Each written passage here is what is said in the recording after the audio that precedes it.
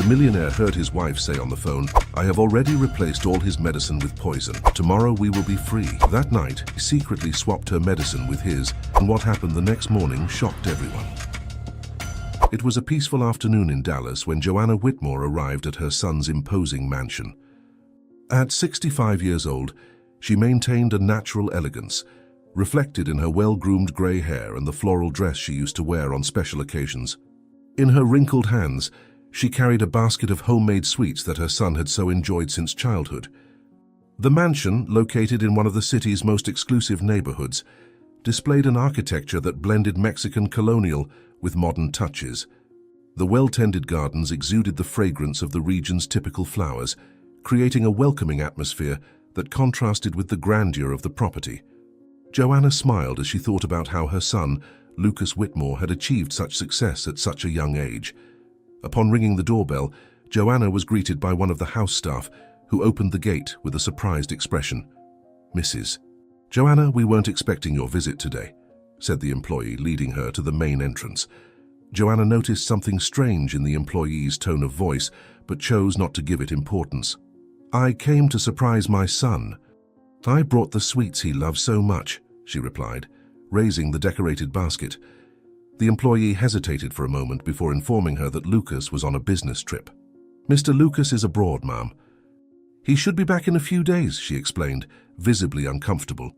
Joanna felt a pang of disappointment but decided to visit her daughter-in-law, Madeline Blake, the young pharmacist who had won her son's heart. As she walked along the mansion's corridors, Joanna observed the details of the decor her daughter-in-law had chosen. Something about the atmosphere seemed different, colder perhaps. The paintings on the walls, the silk curtains, everything seemed too immaculate, as if hiding something behind such perfection.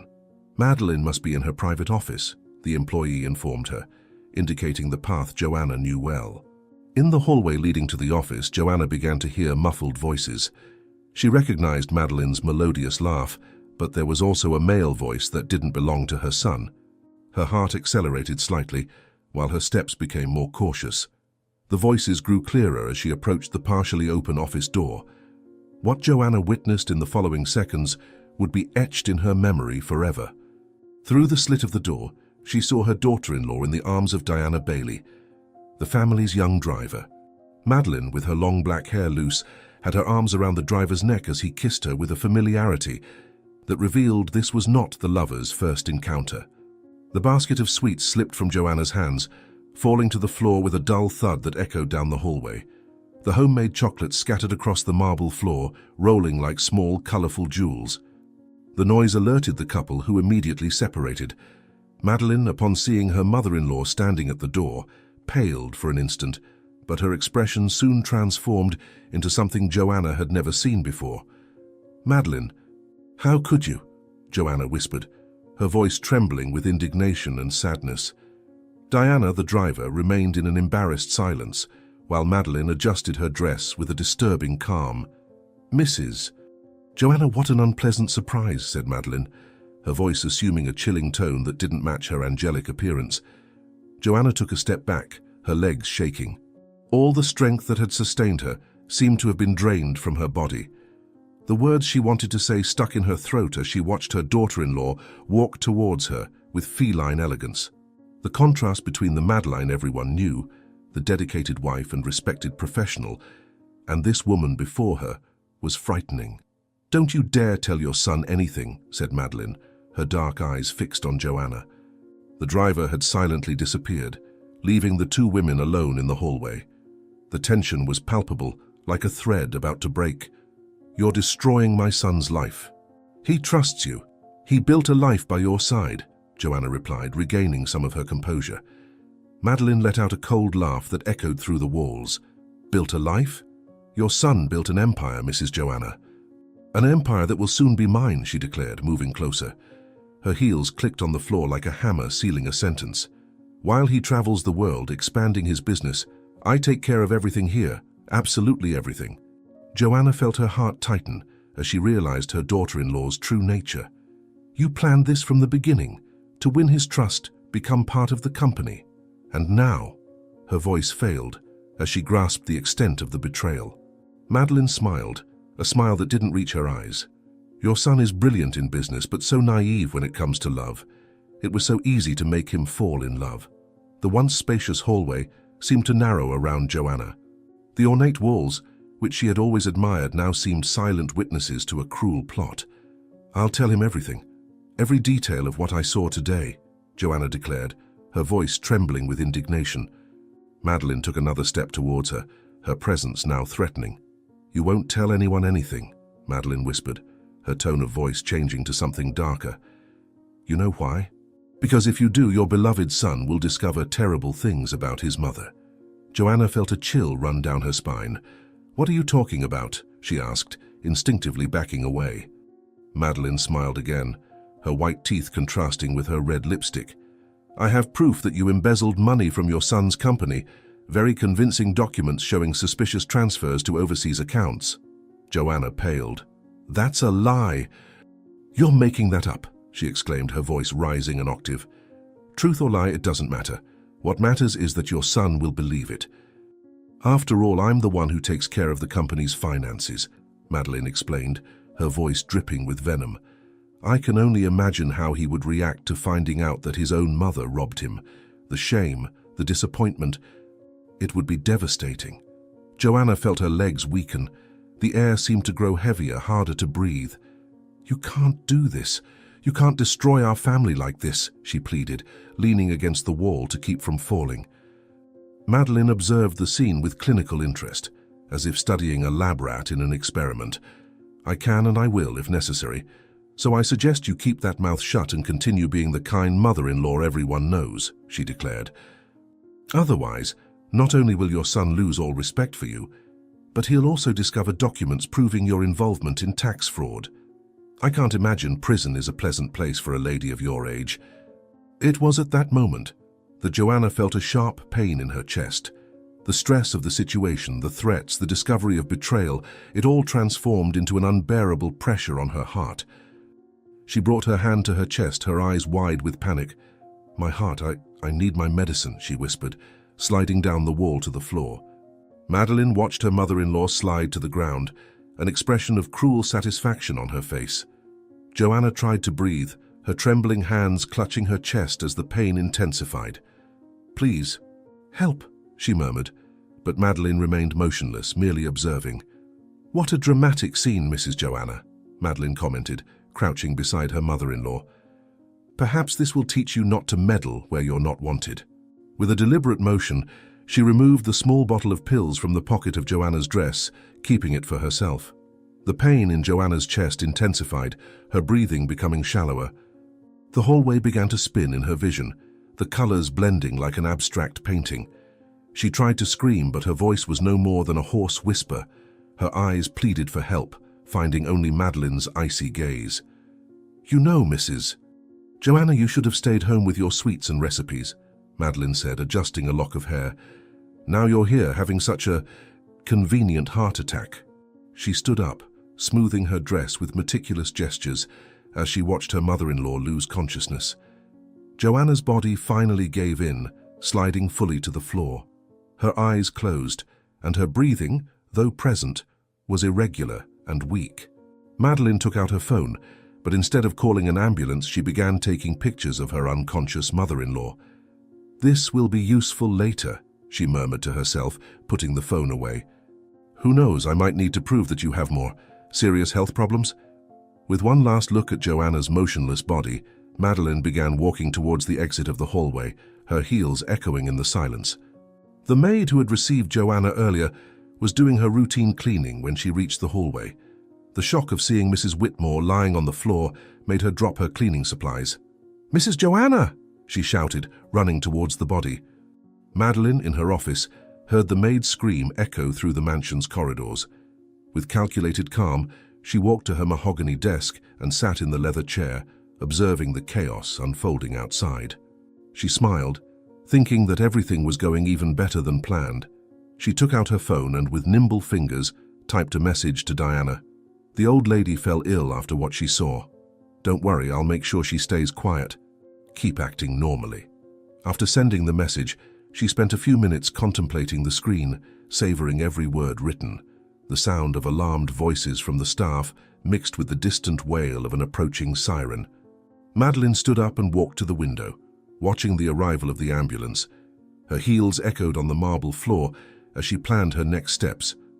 Poor mother-in-law, she murmured to herself ironically. Who could have imagined she'd have a heart attack today of all days? She returned to her desk, organized some papers, and prepared to play the role of the devoted and concerned daughter-in-law. Her plan was just beginning, and she would ensure that Joanna never again posed a threat. On the other side of the corridor, the maid held Joanna's hand, feeling her weak pulse. "Someone call an ambulance!" she cried desperately as other maids ran in different directions. Chaos erupted in the mansion, exactly as Madeline had planned. The ambulance would arrive in a few minutes, its sirens cutting through the silence of the upscale neighborhood. But for Joanna, every second seemed an eternity as she unconsciously fought for her life, unaware that this was only the beginning of a much darker plan. The white lights of Dallas Central Hospital reflected on Joanna's pale face as she was rushed down the emergency hallways on a gurney. Madeline walked right behind, her high heels echoing rhythmically on the floor, contrasting with the frenzy of doctors and nurses around her. The medical team worked quickly, connecting monitors and checking the patient's vital signs. Dr. Miguel Sanchez, a middle-aged man with graying hair and a serious expression, examined Joanna with meticulous attention. Madeline observed every move, her dark eyes missing not a single detail. "Mrs. Blake," the doctor called, turning to Madeline. "Your mother-in-law had a mild cardiac episode. Fortunately, the rescue was quick, and we managed to stabilize her." Madeline kept her perfectly rehearsed, concerned expression, while inwardly seething with frustration at her mother-in-law's survival.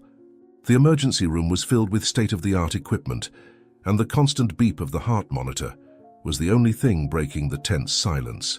The nurses moved efficiently around the bed, adjusting medications and checking vital signs. Madeline remained standing, an elegant statue, her mind already working on the next step of her plan. "Doctor," her melodious voice cut through the air, "as a pharmaceutical director, I'm especially concerned.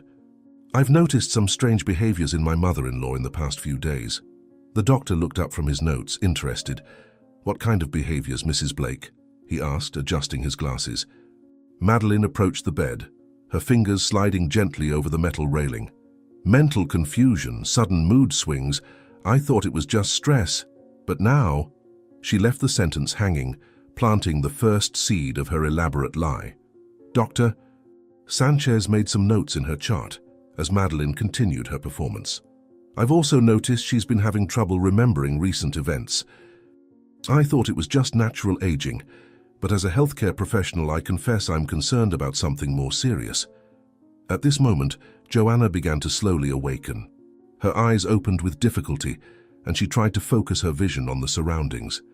Seeing Madeline at her bedside, a flicker of fear crossed her gaze. Where am I?" she mumbled weakly. "At the hospital, Mrs. Whitmore," the doctor replied, approaching to examine her. "You had a cardiac episode, but you're stable now." Joanna tried to move, but her body seemed too heavy. Her eyes met Madeline's, who smiled sweetly, a perfect mask of concern covering her true intentions. "I need to talk," Joanna tried to say, but her voice was just a whisper. Madeline quickly intervened. "Doctor, see how confused she is." "This is exactly what I was saying. These disorientation episodes have been becoming more frequent." Joanna tried to maintain consciousness as she watched Madeline masterfully manipulate the situation. "Doctor." Sanchez continued making notes, occasionally casting worried glances her way. The feeling of helplessness grew in her chest, along with the fear of what her daughter-in-law was planning. At a moment when the doctor stepped away to attend to another patient, Madeline approached the bed. "I warned you to keep quiet, didn't I?" she whispered, checking the IV bag with a professional interest that disguised her true intentions. "Now I'll make sure no one believes a word you say." With precise, discreet movements, Madeline withdrew a syringe from her white coat. Years of experience as a pharmaceutical executive made her gestures natural and imperceptible to any casual observer. "A little cocktail I developed especially for occasions like this," she murmured, injecting the liquid into the IV. Joanna watched in horror, unable to move or scream. The medication began to take effect almost immediately, making her vision blurred and her thoughts confused. The walls of the room seemed to undulate, and the voices around her turned into a distant echo. Madeline put the syringe away and headed to the nurse's station, where Joanna's medical records were being updated. With her authority as the hospital's pharmaceutical director and years of built-up influence, she had easy access to the documents. Her skilled hands altered crucial information, turning a simple cardiac issue into a much more complex diagnosis. "As I suspected," she told Dr. Sanchez when he returned. "The test shows significant changes. It's not just a cardiac problem, doctor. The neurological symptoms are concerning." She presented the altered documents with a conviction that only years of manipulation could produce. The doctor examined the new data with growing concern. "This is more serious than we thought," he agreed, watching Joanna now mumble disconnected words, the effect of the medication administered by Madeline. "We need a more thorough evaluation." Madeline nodded gravely. "Doctor, as you know, we can set up a complete medical wing at the mansion. I believe it would be best to transfer her there, where I can monitor her personally." Her voice conveyed professional concern that perfectly masked her true intentions. "With your experience and resources, I agree that would be best for her," the doctor responded. "I'll arrange the transfer immediately." Madeline smiled softly, savoring her victory. Joanna, in her bed, struggled against the mental fog enveloping her, only vaguely aware of the danger that awaited her. Joanna's transfer to the mansion was arranged with impressive efficiency. Madeline personally supervised the installation of the medical equipment in the prepared room, transforming it into a private infirmary. The light walls and modern equipment created a hospital atmosphere that perfectly disguised her sinister intentions. While the nurses adjusted the monitors and organized the medications, Madeline reviewed the falsified documentation. Every detail had been meticulously planned to sustain her version of the facts. The medical record now indicated a progressive neurological condition, typical of advanced age, which would justify any confused behavior Joanna might exhibit. "Vital signs are stable," one of the nurses informed. "Medication is being administered as prescribed." Madeline nodded, satisfied. The cocktail of drugs she had developed would keep her mother-in-law in a constant state of confusion, unable to clearly articulate her accusations. Joanna, lying in her new medical prison, watched the movement around her with half-closed eyes. The drugs in her system made it difficult to distinguish reality from hallucination. The shadows on the walls seemed to dance, and the voices blended into a distorted symphony. "Now, dear mother-in-law," Madeline whispered, leaning over the bed after everyone had left, "let's make sure your stories are just delusions of a confused mind." Her fingers adjusted the IV drip, ensuring the dosage kept Joanna exactly where she wanted her. Night fell over the mansion, enveloping the room in elongated shadows. Madeline made a final check of the equipment before leaving, satisfied with the outcome of her plan. In the hallway, she took out her phone and typed a quick message to Diana. "Everything is under control. The mother-in-law won't be a problem anymore." Joanna, alone in her room prison, struggled against the weight of the drugs in her system. In a moment of lucidity, she tried to reach for the emergency button near the bed, but her movements were slow and uncoordinated. The last thing she saw before sinking back into darkness was Madeline's victorious smile through the crack in the door. In the mansion's library, Madeline contemplated the sunset through the tall windows while holding the phone in her delicate hands. The moment demanded perfection.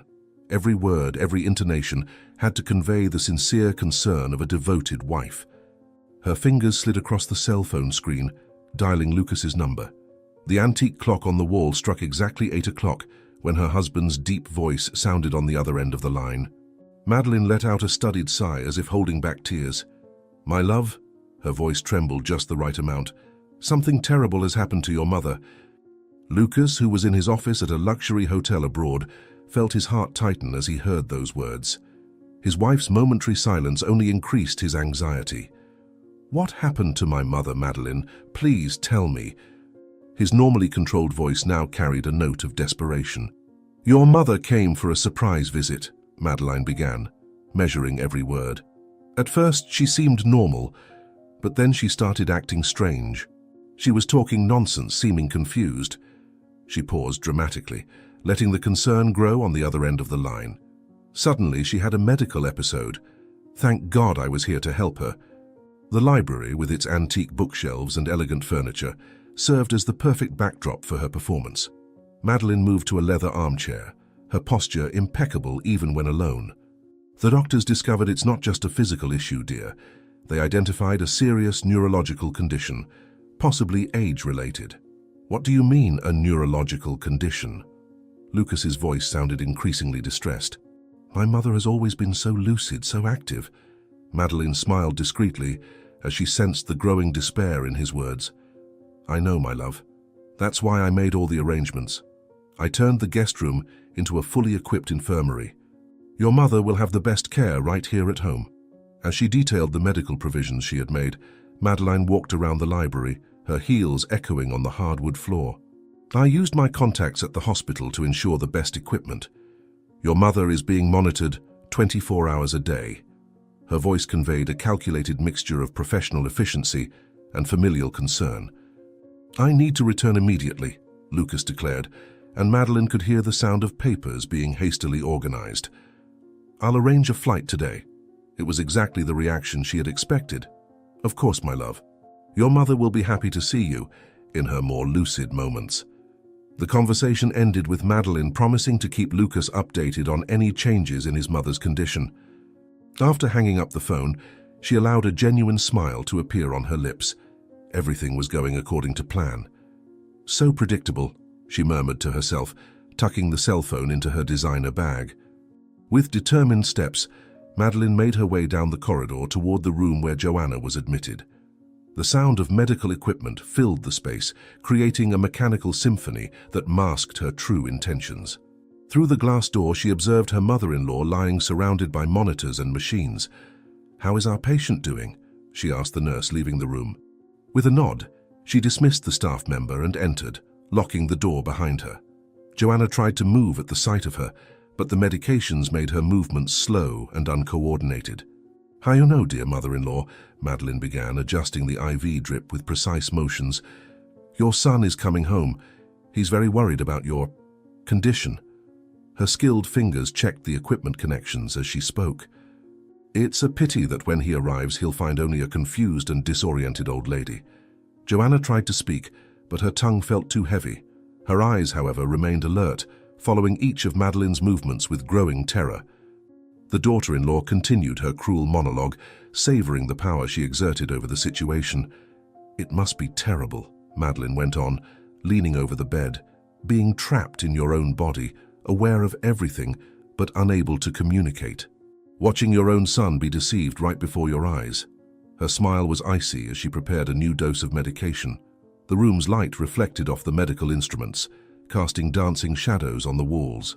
Madeline moved with the grace of a predator, each gesture calculated to maximize her victim's terror. Do you know what's most interesting? The more you try to alert him, the more you'll confirm my false diagnosis. In a moment of clarity, Joanna managed to emit unintelligible sounds, her hands trembling as she tried to reach for the emergency button. Madeline laughed softly, removing the device from her mother-in-law's reach. No, dear. We won't be calling anyone to interrupt our family chat. The heart monitor registered an acceleration in Joanna's heartbeats, but Madeline showed no concern. Your heart's racing? Don't worry, I have something that will help with that too. Her voice dripped false sweetness as she prepared another syringe. Your son will be here soon, Madeline continued, injecting the fluid into the IV line. And do you know what's best? He'll see me as the dedicated daughter-in-law who sacrificed everything to care for his dear sick mother. Isn't it ironic? Joanna felt tears streaming down her face as darkness began to envelop her once more. The tension in the room reached its peak as Madeline administered more medications into the IV drip. Joanna, semi-conscious, watched in terror as her daughter-in-law's transformation unfolded, the sweet smile giving way to an expression of calculated cruelty. I should thank you for your surprise visit, dear mother-in-law, Madeline whispered, checking the monitors. Thanks to it, I was able to accelerate my plans. Soon, everything Lucas built will be mine. Her fingers slid along the IV tube, adjusting the flow of the adulterated medication. The room, now transformed into a private medical prison, silently witnessed the unfolding of the diabolical plan. The equipment continued its steady beeping, marking time like a somber metronome. Joanna struggled to maintain consciousness, but each moment grew increasingly hazy. When Lucas arrives, Madeline went on, meticulously organizing the medication vials, he'll find only a confused elderly woman, delirious about conspiracies and betrayals. And I, of course, will be the devoted daughter-in-law who abandoned her career to care for her sick mother-in-law. The sun was beginning to set, casting orange shadows through the windows. Madeline checked her wristwatch. Only a few hours remained until Lucas's arrival. She needed to ensure her mother-in-law was fully sedated by then. "I'll let you rest now," she announced, heading for the door. "Oh, and don't worry about your son. I promise I'll take very good care of him too." The smile on her lips carried a sinister promise that made Joanna shudder. Joanna tried to scream, but only a feeble moan escaped her lips. Her eyes, wide with terror, followed Madeline as she exited the room. The poison in her veins was taking effect, making each thought more muddled than the last. "Good night, dear mother-in-law," were Madeline's last words before closing the door. Out in the hallway, her delicate hands reached for the phone in her designer purse, a satisfied smile dancing on her perfectly painted lips. With nimble fingers, she typed a message to Diana. All set for his arrival. The old lady won't be a problem anymore. Standing in front of the hallway window, Madeline watched the mansion's garden being swallowed by the night's darkness. Her thoughts drifted to the details of her plan as she awaited Diana's response. The phone vibrated softly in her hands. "Are you sure she won't be able to alert him?" the driver questioned. Madeline let out a low, cruel laugh, her fingers gliding across the cell phone screen as she replied, "Impossible. The cocktail I developed will keep her in a controlled vegetative state. Even if she tries to speak, it will seem like just another delusion from her neurological condition." She tucked the phone back into her purse and cast one last glance at the room's door where Joanna was imprisoned. The night promised to be long, but Madeline was prepared for every possible scenario. In a few hours, Lucas would be home, and she needed to ensure her performance as a devoted wife was flawless. With firm steps, she headed to her office to finalize the last details of her diabolical plan. Outside Joanna's room, the last rays of sunlight disappeared over the horizon, plunging the mansion into shadows. Joanna, in her bed, fought against the drug-induced slumber, silently praying for her son's safety. Morning had barely begun when Chloe entered the sick room carrying fresh bedding. Her 15 years of working at the Whitmore mansion had created an almost automatic routine, but something about that morning made her movements slow. Her eyes fixated on Mrs. Joanna, lying in the hospital bed, seemingly sedated. As she organized the linens in the closet, Chloe couldn't ignore the elderly woman's wide-open eyes, which seemed to plead for help. Having been the one who found Mrs. Joanna passed out days earlier, she felt a special responsibility to observe her condition. The patient's fingers moved incessantly over the white sheet, as if trying to communicate something. "Mrs. Joanna," Chloe whispered cautiously, approaching the bed. "Can you hear me?"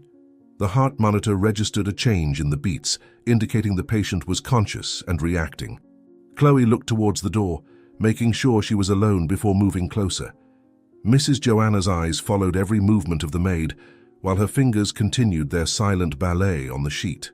Chloe noticed that, despite the supposed neurological condition, the lady's gaze was very lucid, full of an urgency that contrasted with her apparently debilitated state. "Has something happened, Mrs. Joanna? Are you trying to tell me something?" Chloe's heart raced as she realized tears were starting to roll down the lady's face. It was evident that something was terribly wrong.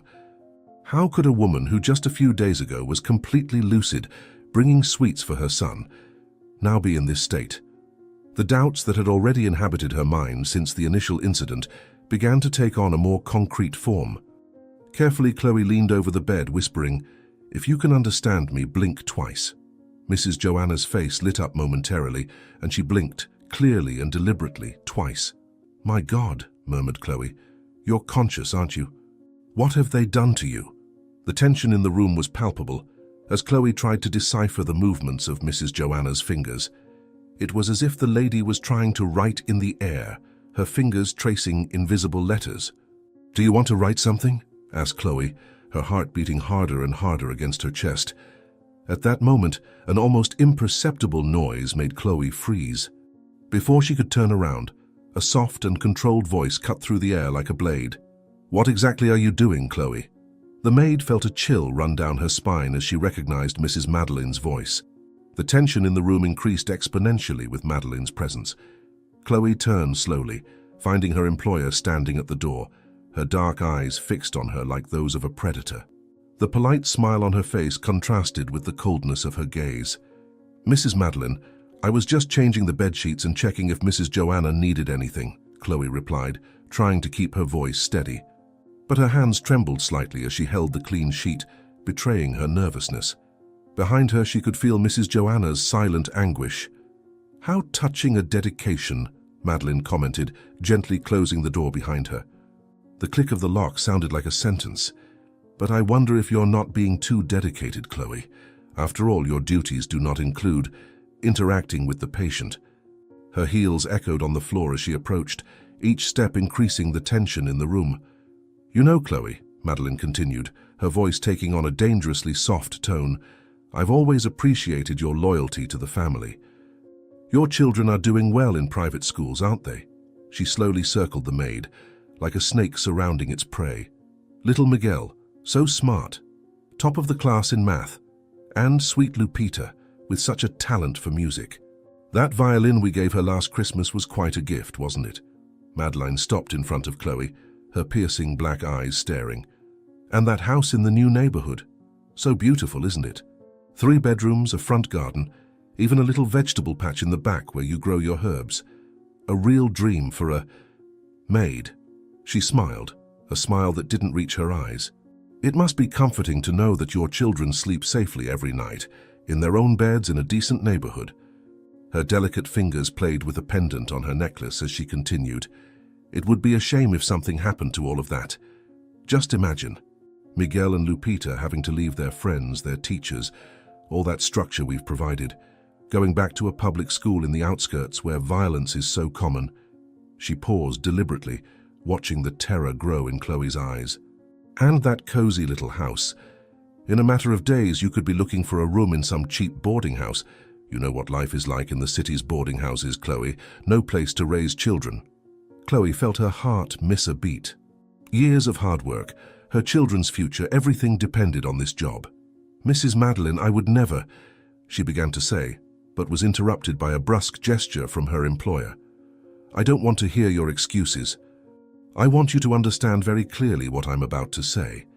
Madeline moved closer, her expensive perfume mingling with the antiseptic air of the room. "If you keep meddling where you shouldn't, you won't just lose your job, but I guarantee you won't get work anywhere in the United States. Your children will go back to public schools, and that beautiful house?" She laughed softly. "Well, you'll have to find another place to live." "And don't think I'm bluffing," Madeline whispered, her lips almost touching Chloe's ear. "You know that doctor friend of Miguel's who helped your son with his broken arm for free? He's already been warned to never attend to your family again. As for your daughter," she paused, a cruel smile forming, "it would be terrible if someone spread certain rumors about her at school. Teenagers can be so cruel, can't they? And that medicine your father takes for his heart. How tragic it would be if it were switched for something that worsened his condition instead of helping." Madeline adjusted her posture, smoothing her dress. "And don't worry. When the police find drugs planted in your home, I'll be sure to be the first to show shock and disappointment. After all, who could have imagined that a trusted maid was involved in drug trafficking? All because a mother didn't know how to stay in her place, quiet, like a good servant should." Mrs. Joanna's heart monitor registered increasingly rapid beats, reflecting the terror of the scene unfolding before her. Chloe could feel the weight of tears accumulating in her eyes, but she fought to hold them back. "I understand perfectly, Mrs. Madeline," she replied in a trembling voice. The tense moment was interrupted by the sound of voices coming from the hallway. Madeline's face instantly changed, the mask of cruelty giving way to an expression of concern and dedication. "Lucas?" she called, her sweet and loving voice echoing through the room. "We're in here, my love." The door opened, revealing Lucas Whitmore, still in his travel suit, concern etched on his face. His eyes immediately fixed on the figure of his mother lying in the hospital bed. "Mum," he whispered, quickly approaching. Madeline followed him, her hands gently resting on his shoulders in a calculated show of support. "How is she?" Lucas asked, his voice thick with emotion. Chloe remained in a corner of the room watching as Mrs. Joanna struggled to communicate with her son, her fingers moving frantically, her eyes pleading for understanding. "Oh, my love," Madeline replied, letting a few studied tears escape. "We're doing everything we can."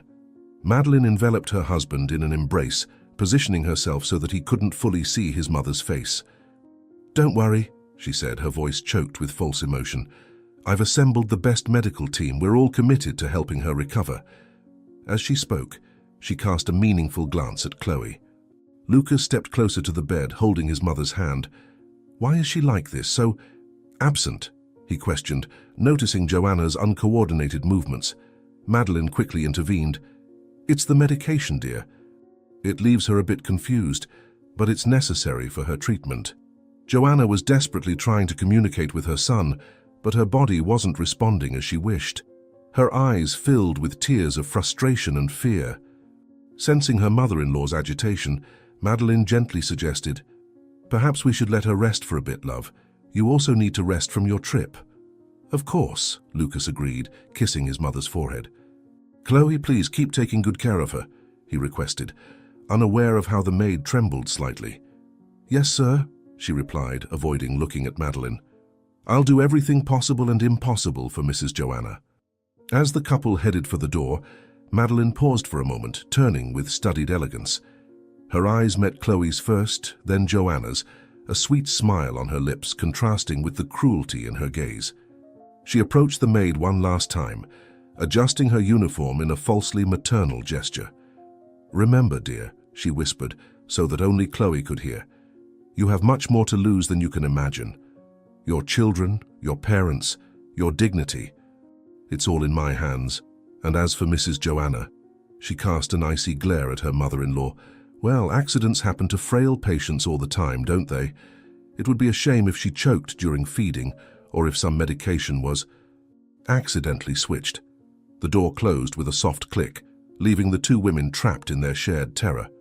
Chloe trembled, her legs barely supporting her weight, while Joanna let silent tears stream down her face. The sound of Madeline's heels echoing down the hallway was a sinister reminder that she could return at any moment, bringing with her more veiled threats and promises of destruction. In the elegant office of the mansion, Lucas Whitmore sat in his leather armchair, his eyes fixed on his mother's medical records scattered across the mahogany desk. The heavy curtains filtered the afternoon light, creating a gloomy atmosphere that matched his state of mind.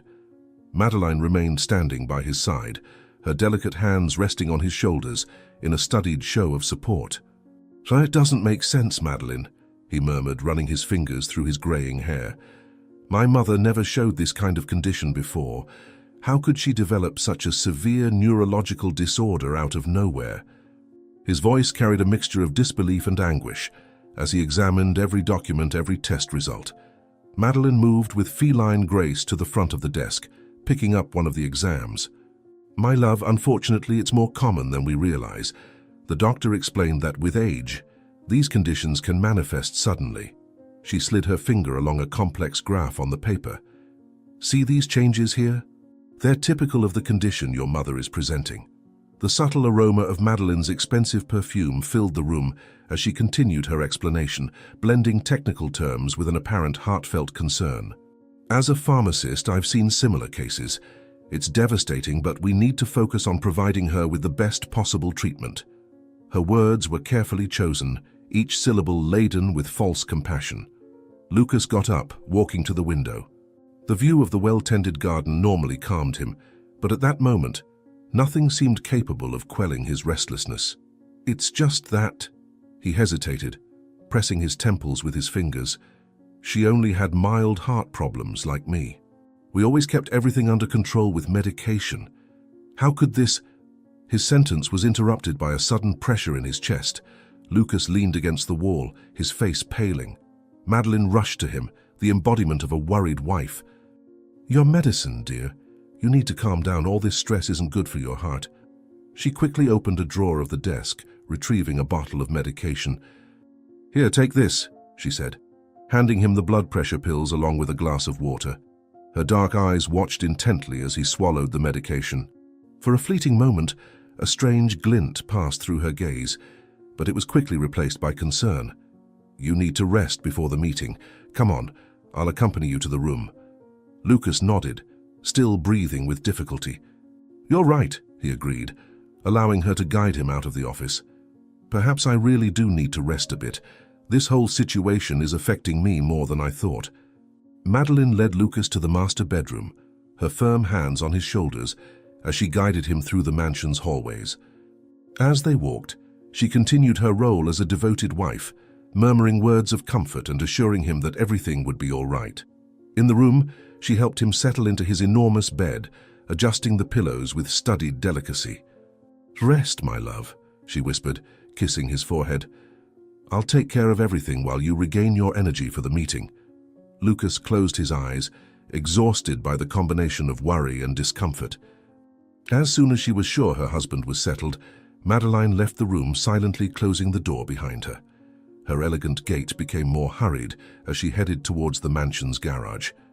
A subtle smile played on her lips, very different from the concerned expression she had displayed moments before. In the garage, Diana was polishing one of the family's luxury cars.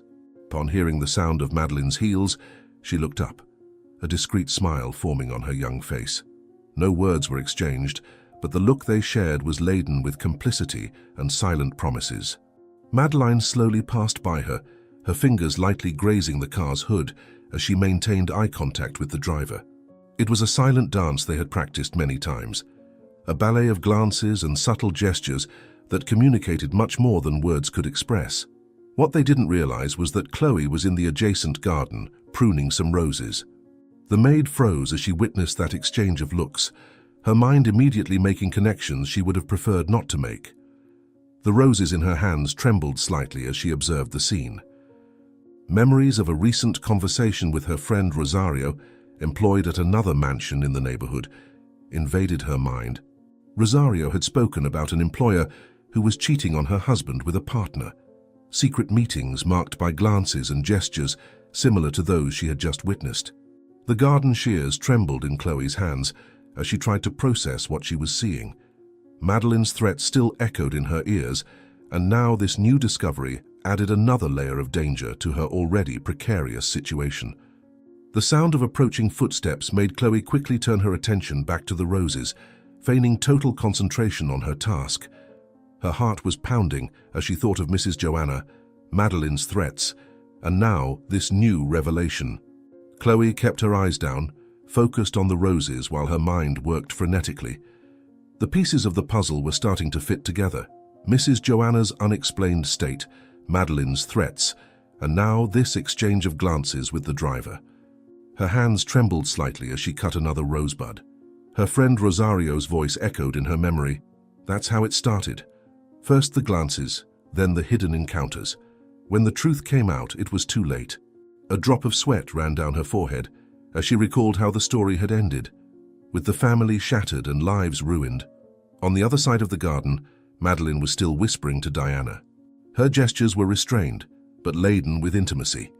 Chloe watched out of the corner of her eye, her heart beating faster and faster. The resemblance to the story Rosario had told was frightening.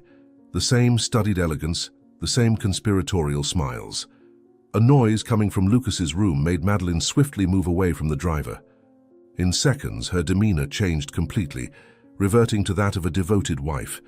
It was a chilling transformation to witness, like a snake shedding its skin instantly. Chloe thought of Mrs.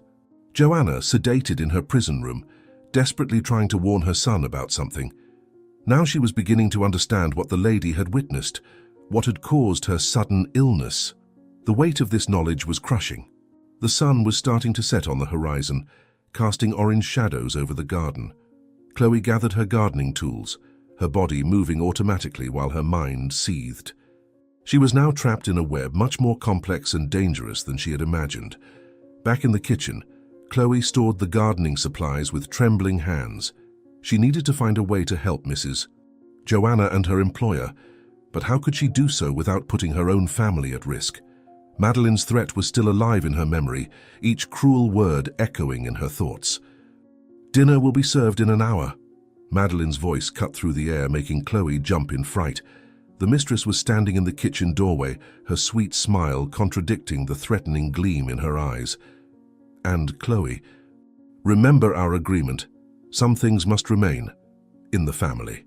As Madeline walked away, her heels echoing down the hallway like a clock marking the time of destruction, Chloe remained motionless in the kitchen. The weight of the secrets she now carried felt like a noose tightening around her neck. Rosario's words mingled with Madeline's threats in her mind. When they discovered the betrayal, it was too late. The family was destroyed. Somewhere in the mansion, the constant beeping of Mrs. Joanna's room monitors could be heard, a sinister reminder of what happened to those who dared to defy the lady of the house. Chloe looked at her trembling hands, thinking of her children, her family, Mrs. Joanna sedated in her medical prison, and her employer, who slept unaware that he was surrounded by serpents. The sun set on the horizon, tinting the kitchen with shades of orange that looked like diluted blood. Chloe could hear Diana and Madeline's muffled voices coming from the garden, their contained laughter sounding like sharp knives cutting through the air. The scent of the roses she had pruned still lingered on her hands, but now it seemed more like a funeral perfume than a garden fragrance. "My God," she whispered to herself, "what do I do now?" The shadows of night began to swallow the mansion, bringing with them the promise of more secrets, more threats, and more danger. In her chest, her heart beat like a frightened bird in a cage, while her mind screamed silently for a way out of this nightmare. It was 3 o'clock in the afternoon when Chloe sneaked down the hallway towards Mrs. Joanna's room. Her heart was pounding so hard she feared the sound might give her away. Under the pretext of changing the bathroom towels, she carried a small pile of clean laundry, her best protection should she be discovered. The afternoon light filtered softly through the gaps in the curtain as she entered the room. Mrs. Joanna lay on the hospital bed, apparently asleep, but her eyes instantly opened at the sound of Chloe's steps. The terror in her gaze was evident, mixed with a silent plea that made the maid's heart tighten. "Mrs. Joanna," Chloe whispered, cautiously approaching the bed, "can you understand me?" The elderly woman's fingers began to move frantically across the sheet, her eyes fixed on Chloe's with a frightening intensity. It was as if all her vital force was concentrated in that gaze, in that desperate movement of her hands. Chloe watched the movements closely, trying to decipher what the lady was trying to communicate. Mrs. Joanna's fingers made a repetitive motion in the air, as if she were writing. "Do you want to write something?"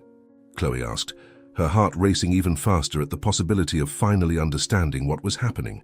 With trembling hands, Chloe rummaged through the pockets of her apron, finding a small notepad she used to list daily tasks and a pen.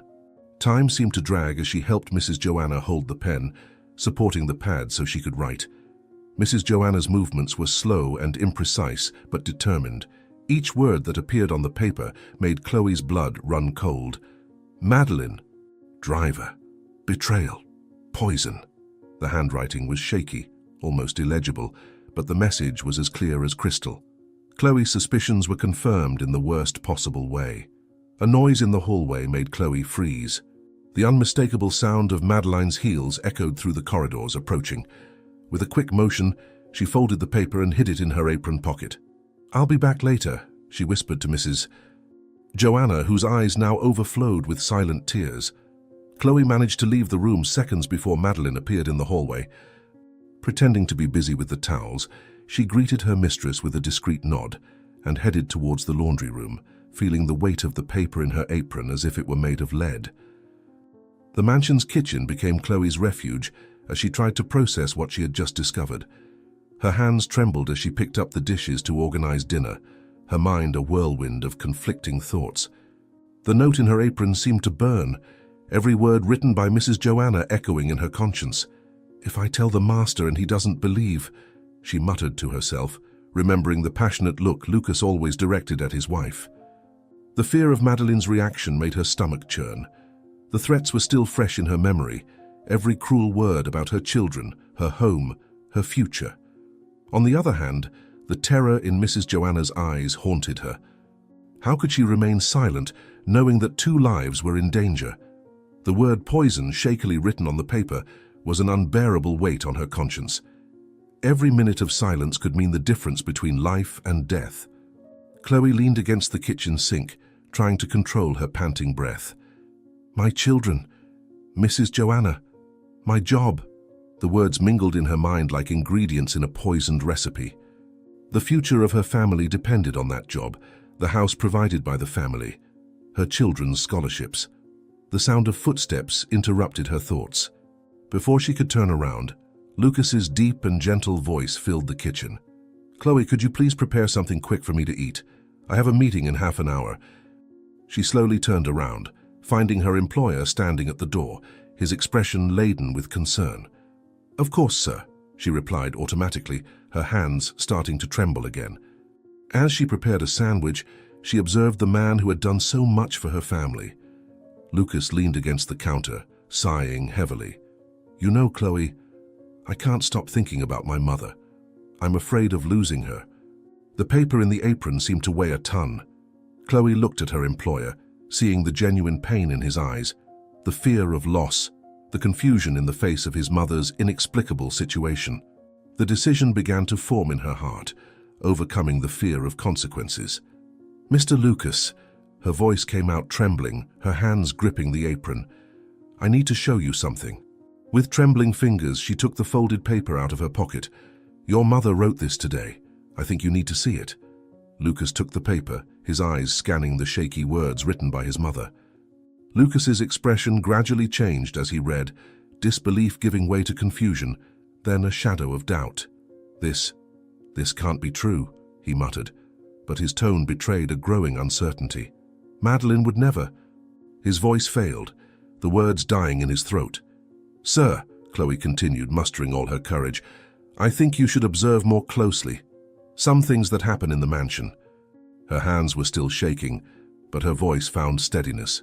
Your mother is trying to tell us something important, and she's not as confused as everyone thinks.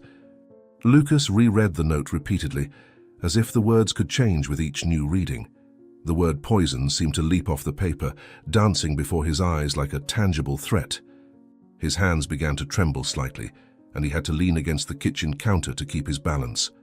Chloe, do you understand the gravity of what you're showing me? He asked, his voice low and controlled, but laced with growing tension. The maid nodded, aware that she had crossed a line of no return. Yes, sir. And I also know that I could lose everything by showing you this. But I can no longer keep this secret. The sound of Madeline's heels echoed somewhere in the mansion, making them both start. Lucas quickly tucked the note into the pocket of his jacket, his face assuming a neutral expression that betrayed none of the inner storm that was beginning to form. Don't say anything to anyone about this, Chloe. Not even that you showed me this paper. As he walked towards the kitchen door, Lucas paused for a moment, his hand gripping the note in his pocket. He said nothing more, but his gaze met Chloe's, carrying a mixture of gratitude and determination. The maid understood the silent message. He would investigate the truth on his own. After Lucas left, Chloe remained in the kitchen, her heart beating erratically. Through the window, she could see Madeline in the garden, beautiful and elegant in her expensive dress, talking on the phone with a smile on her lips. The same Madeline who, hours earlier, had threatened to destroy her life. The sound of Mrs. Joanna's room monitors continued their constant beeping, like a sinister reminder of the danger that hung over the mansion. Chloe closed her eyes, silently praying that she had made the right choice. The fate of everyone now depended on what Lucas would do with that information. The sun was beginning to set over the Dallas horizon, casting elongated shadows through the mansion's corridors. In her prison room, Mrs. Joanna continued her silent struggle against the drugs that kept her captive, while her son, for the first time since it all began, was starting to see the shadows that hid behind the perfect facade of his marriage. Hours later, Lucas Whitmore stared out the window of his office at the company, the words of his mother's note echoing in his mind. The afternoon sun was beginning its descent on the horizon when he made his decision. Cancel my appointments for the rest of the day, he instructed his secretary over the intercom, as he put away some documents in his briefcase. The journey to the mansion never seemed so long, even with the private driver taking the fastest route. Lucas instructed him to drop him off 2 blocks away from home, something he had never done before. "I need to walk a bit," he lied, watching the car drive away. In truth, he didn't want his arrival to be announced. Entering through the back of the property, using the key he rarely used, Lucas felt like an intruder in his own home. The sound of the pool water reached his ears, and through a gap in the garden, he caught sight of Madeline lounging on a chaise, apparently distracted by her reading. Taking advantage of his wife's distraction, he moved silently until he entered the house. The empty corridors seemed different now, as if they harbored secrets he had never noticed before. His steps automatically led him to the office, where his mother's medical records were still organized on the table.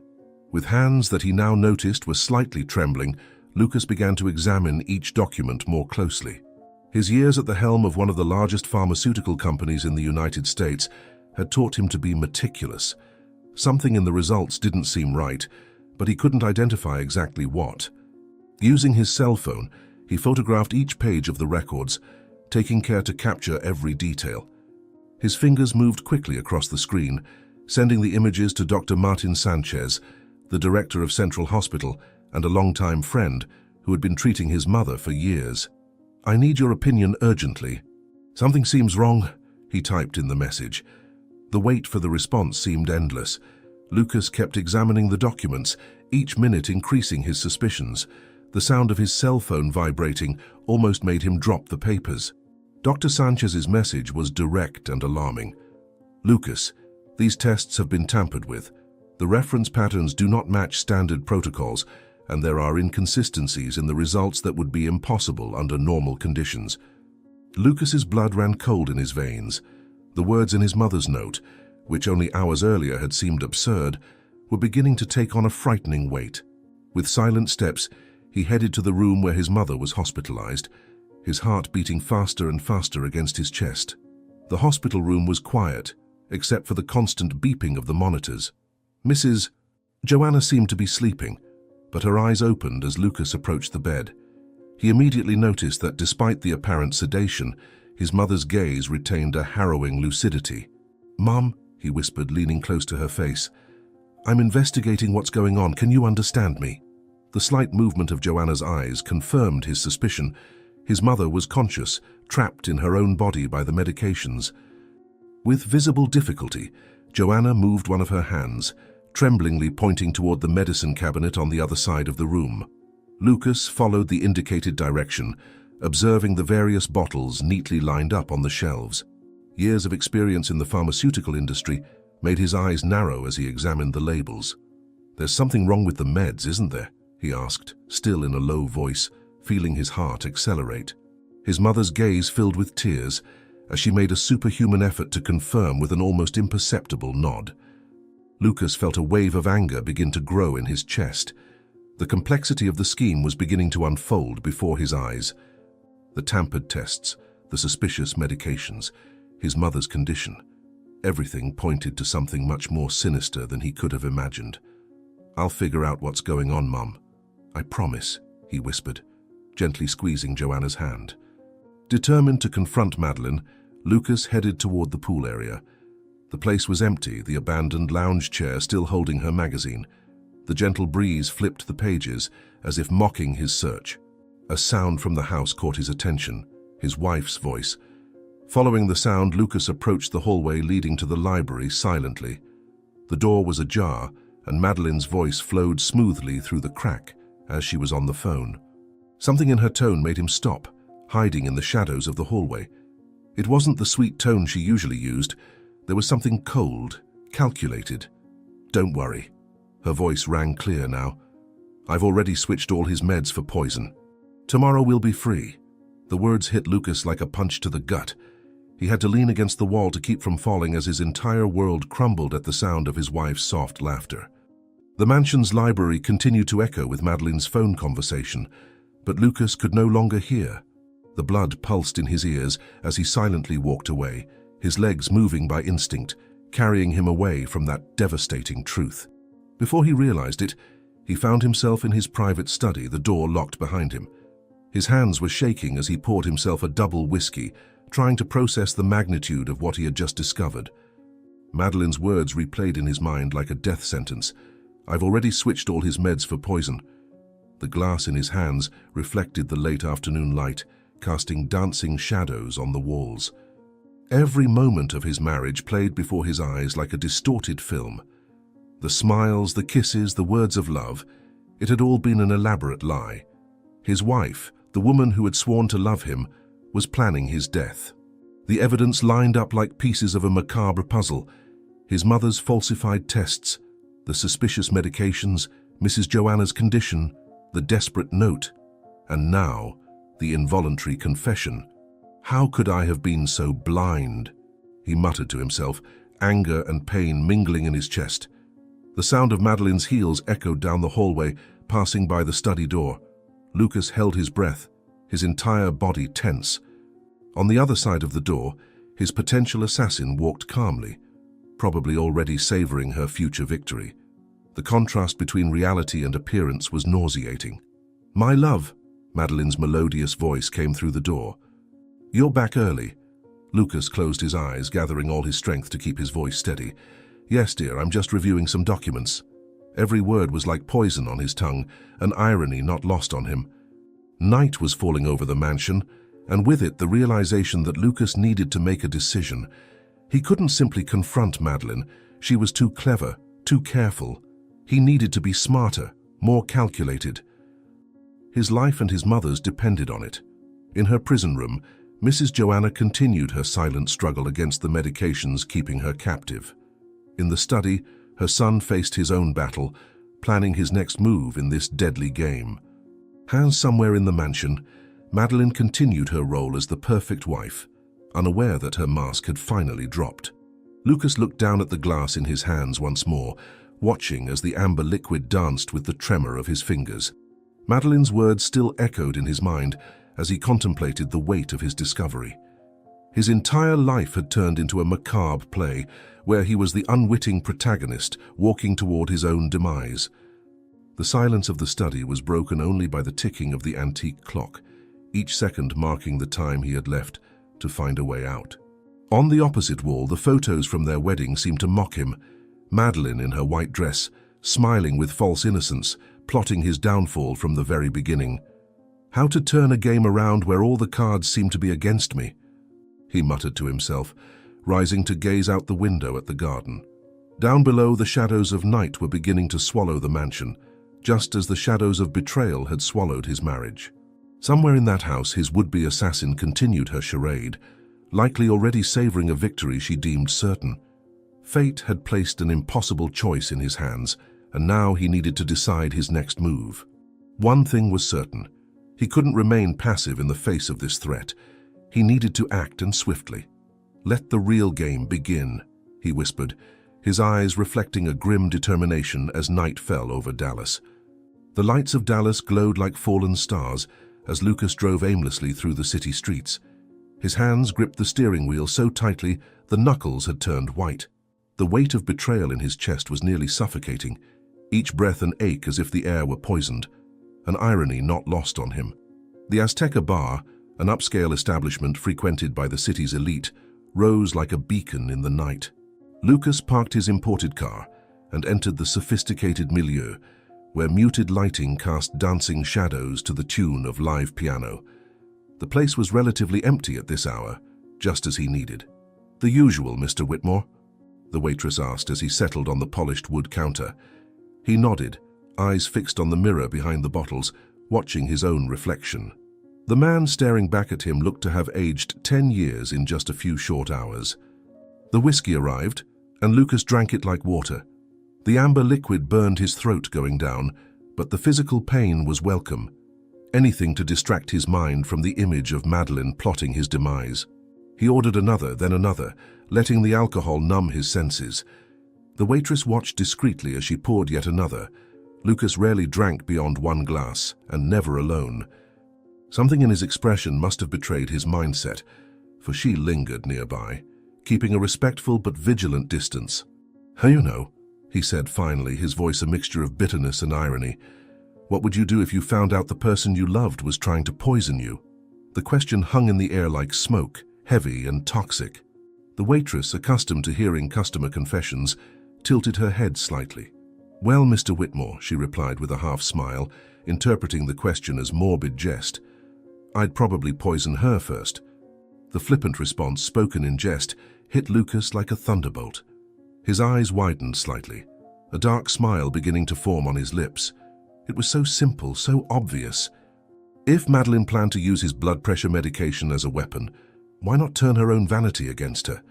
The body aesthetic pills she took religiously every night. It was the perfect opportunity for a switch she would never suspect. The irony of the situation didn't escape him, using her own poison against her. It was poetic in a macabre sort of way. The waitress had already moved away, unaware her joke had planted the seed of an elaborate revenge in Lucas's mind. The idea spread through Lucas's mind like a toxin coursing through veins. With a clarity the alcohol hadn't managed to cloud, he plotted every detail of his retribution. Madeline had always been meticulous about her medications, hers and his. It was that predictability he would use against her. Back at the mansion, he went straight to the couple's bedroom. He knew Madeline would be at her aquatic exercise session, giving him ample time. With steady hands, he opened the drawer where she kept her precious body aesthetic pills. The bottle was exactly where it always was, her near-obsessive regularity now serving his purposes. With the precision years running a pharmaceutical company had afforded him, Lucas made the switch. Carefully, he removed the contents of Madeline's capsules, replacing them with what she'd prepared for him. Each movement calculated, every gesture precise. "Let's see who has the last laugh, my love," he murmured, setting everything back exactly as he'd found it. The hours that followed were an exercise in self-control. Over dinner, Lucas maintained his usual routine, discussing business, responding to Madeline's inquiries about his mother with properly measured concern. He watched her every move, each false smile, each studied gesture of feigned devotion. When it came time for bed, Madeline followed her nightly ritual as always. "Don't forget your medication, dear," she said sweetly, fetching him the water glass and blood pressure pills, her honeyed tone belying murderous intent. Lucas took the pills, observing the glint of satisfaction in her eyes. "Good night, my love," Madeline whispered, kissing his forehead before heading to her vanity. Lucas watched her reflection in the mirror as she opened the drawer, retrieving her body aesthetic capsules. The moment he'd been waiting for was upon them. "Sleep well, darling," he replied evenly, watching as she swallowed the capsules with a sip of water.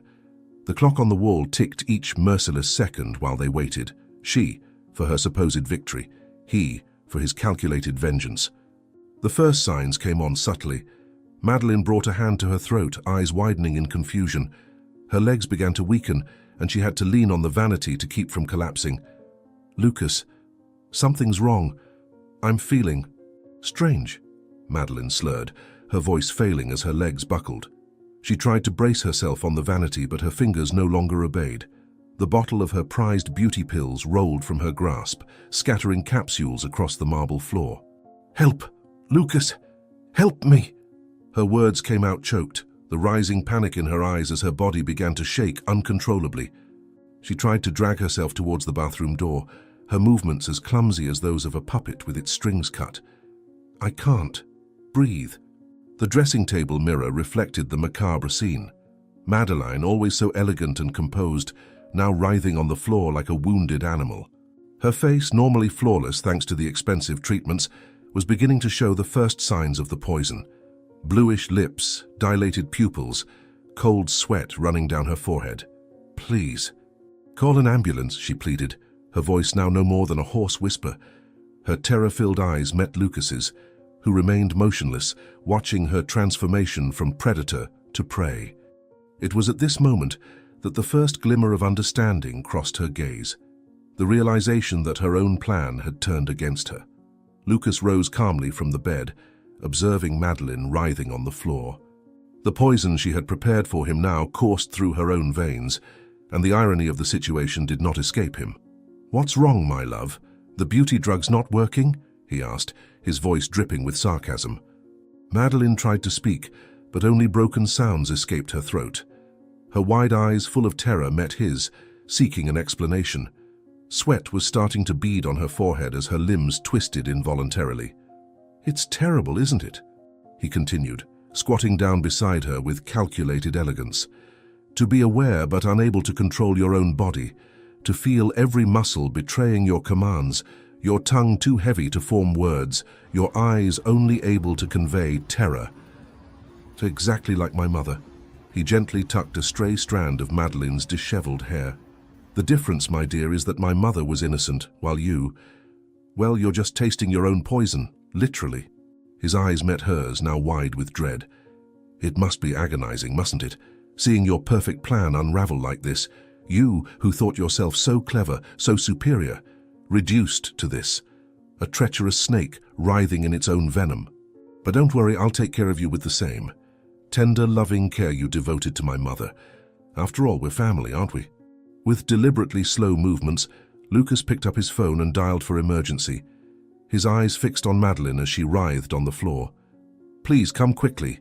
His voice trembled with perfectly feigned concern. My beloved wife, she seems to have had a terrible reaction to her beauty medications. She was fine just a few minutes ago, took her medicines as she always does, and then suddenly, he paused dramatically, allowing a studied sob to escape. I'm a pharmacist, but I've never seen a reaction like this. She's writhing so much. It must be some sort of allergic reaction. While passing the mansion's address, his voice choked with false emotion contrasted with the cruel smile on his lips. Please, be quick. She's everything in my life. I don't know what I'd do if anything happened to her. He hung up the phone and turned his attention to Madeline, who was still struggling on the floor. You see, dear, aren't I a devoted husband? I'm as concerned about you as you were about me. You know, dear, he whispered, leaning over her, you should have been more careful in choosing your accomplices. Walls have ears, and phones can be real traps. Recognition shone in her eyes when she understood that he had overheard her conversation with Diana. The distant sound of sirens began to break the silence of the night. Lucas arranged his expression into that of a desperate husband while crouching once again beside Madeline. Don't worry, my love, he said, his voice dripping with a poisonous sweetness that perfectly imitated the tone she used to use. I'll make sure you receive the same. Special care you provided for my mother. After all, what kind of husband would I be if I didn't return such dedication? Leaning closer, almost whispering in her ear, he continued, I'll set up a private infirmary just for you with the same special medications you selected for Mom. Isn't it wonderful? You two will be able to share the experience of being aware but completely powerless, a true family union. His smile was icy as he stroked Madeline's now sweat-covered face. The paramedics arrived minutes later, finding Madeline unconscious and Lucas apparently distraught. As they put her in the ambulance, he made sure to inform them of his wife's delicate condition, suggesting that she be treated in the mansion's medical wing where he could monitor her personally. The night swallowed the mansion as the ambulance departed, its sirens cutting through the silence like a foreboding of what was to come. Lucas remained at the mansion's entrance, perfectly playing the role of the distressed husband, his hands trembling in a studied manner as he passed instructions to the paramedics about the delicate care his wife would need. With slow steps, he made his way up to his mother's room. In her prison room, Mrs. Joanna could hear the commotion, a faint smile forming on her lips as she realized that justice was finally beginning to be served.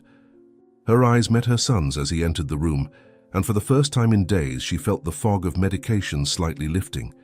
It's done, Mum, he whispered, sitting by her bedside. Our dear Madeline is going to get a taste of her own medicine. Ironic, isn't it? She who was so concerned with beauty and youth is now going to know the true meaning of being trapped in her own body. He held his mother's hand, feeling a slight squeeze in response. The lights of Dallas twinkled through the window, silent witnesses to a revenge that was only just beginning. In the couple's bedroom, the beauty pills were still scattered across the floor, like tiny lethal jewels that had sealed Mrs.'s fate. And somewhere in the city, an ambulance sliced through the night, taking Madeline to the beginning of her own personal nightmare. The sun had barely risen in Dallas when a convoy of luxury cars crossed the gates of the Whitmore mansion. The first vehicle, an armored limousine, brought Dr. Fernando Ruiz, director of St. John's Hospital and the foremost authority in neurology in the United States. Right behind, in a black executive car, arrived Dr. Maria Elena Vega, a toxicology specialist from the National University. The third car transported Dr. Carlos Monteiro, a Brazilian neurologist known for solving cases considered impossible. Lucas awaited them at the main entrance, his dark circles betraying a sleepless night. His expression, however, carried a steely determination. "Doctors, I'm immensely grateful that you came with such urgency," he said, leading them inside. "As I explained to Dr. Ruiz, my mother was the victim of an elaborate attempted murder. I need you to reverse what was done to her." The group made their way up to the infirmary room where Mrs. Joanna was admitted. Dr. Ruiz immediately began examining the monitors and medical records, while Dr. Vega collected samples of the medications administered. Dr. Monteiro approached the bedside, carefully observing Joanna's reactions. "Mr. Whitmore," he called out, "your mother is trying to communicate with us. Her eyes are consciously following our movements." Dr. Vega, after a preliminary analysis of the medications, let out an exclamation of surprise. "This is absolutely criminal," she declared, holding up one of the vials. "This combination of sedatives and neuroblockers, whoever prescribed this knew exactly what they were doing. It's a formula specifically developed to keep the patient aware but unable to communicate or move." Dr. Ruiz examined the previous test results, his expression growing graver with every page he turned. "These results were clearly tampered with," he stated, showing Lucas the inconsistencies. "Someone with in-depth medical knowledge manipulated this data to justify a treatment that was, in fact, a form of torture." As the doctors discussed the case, Chloe quietly entered the room carrying fresh towels. Her eyes met Mrs. Joanna's, and a small, hopeful smile formed on her lips. Lucas noticed the exchange of glances and approached the maid.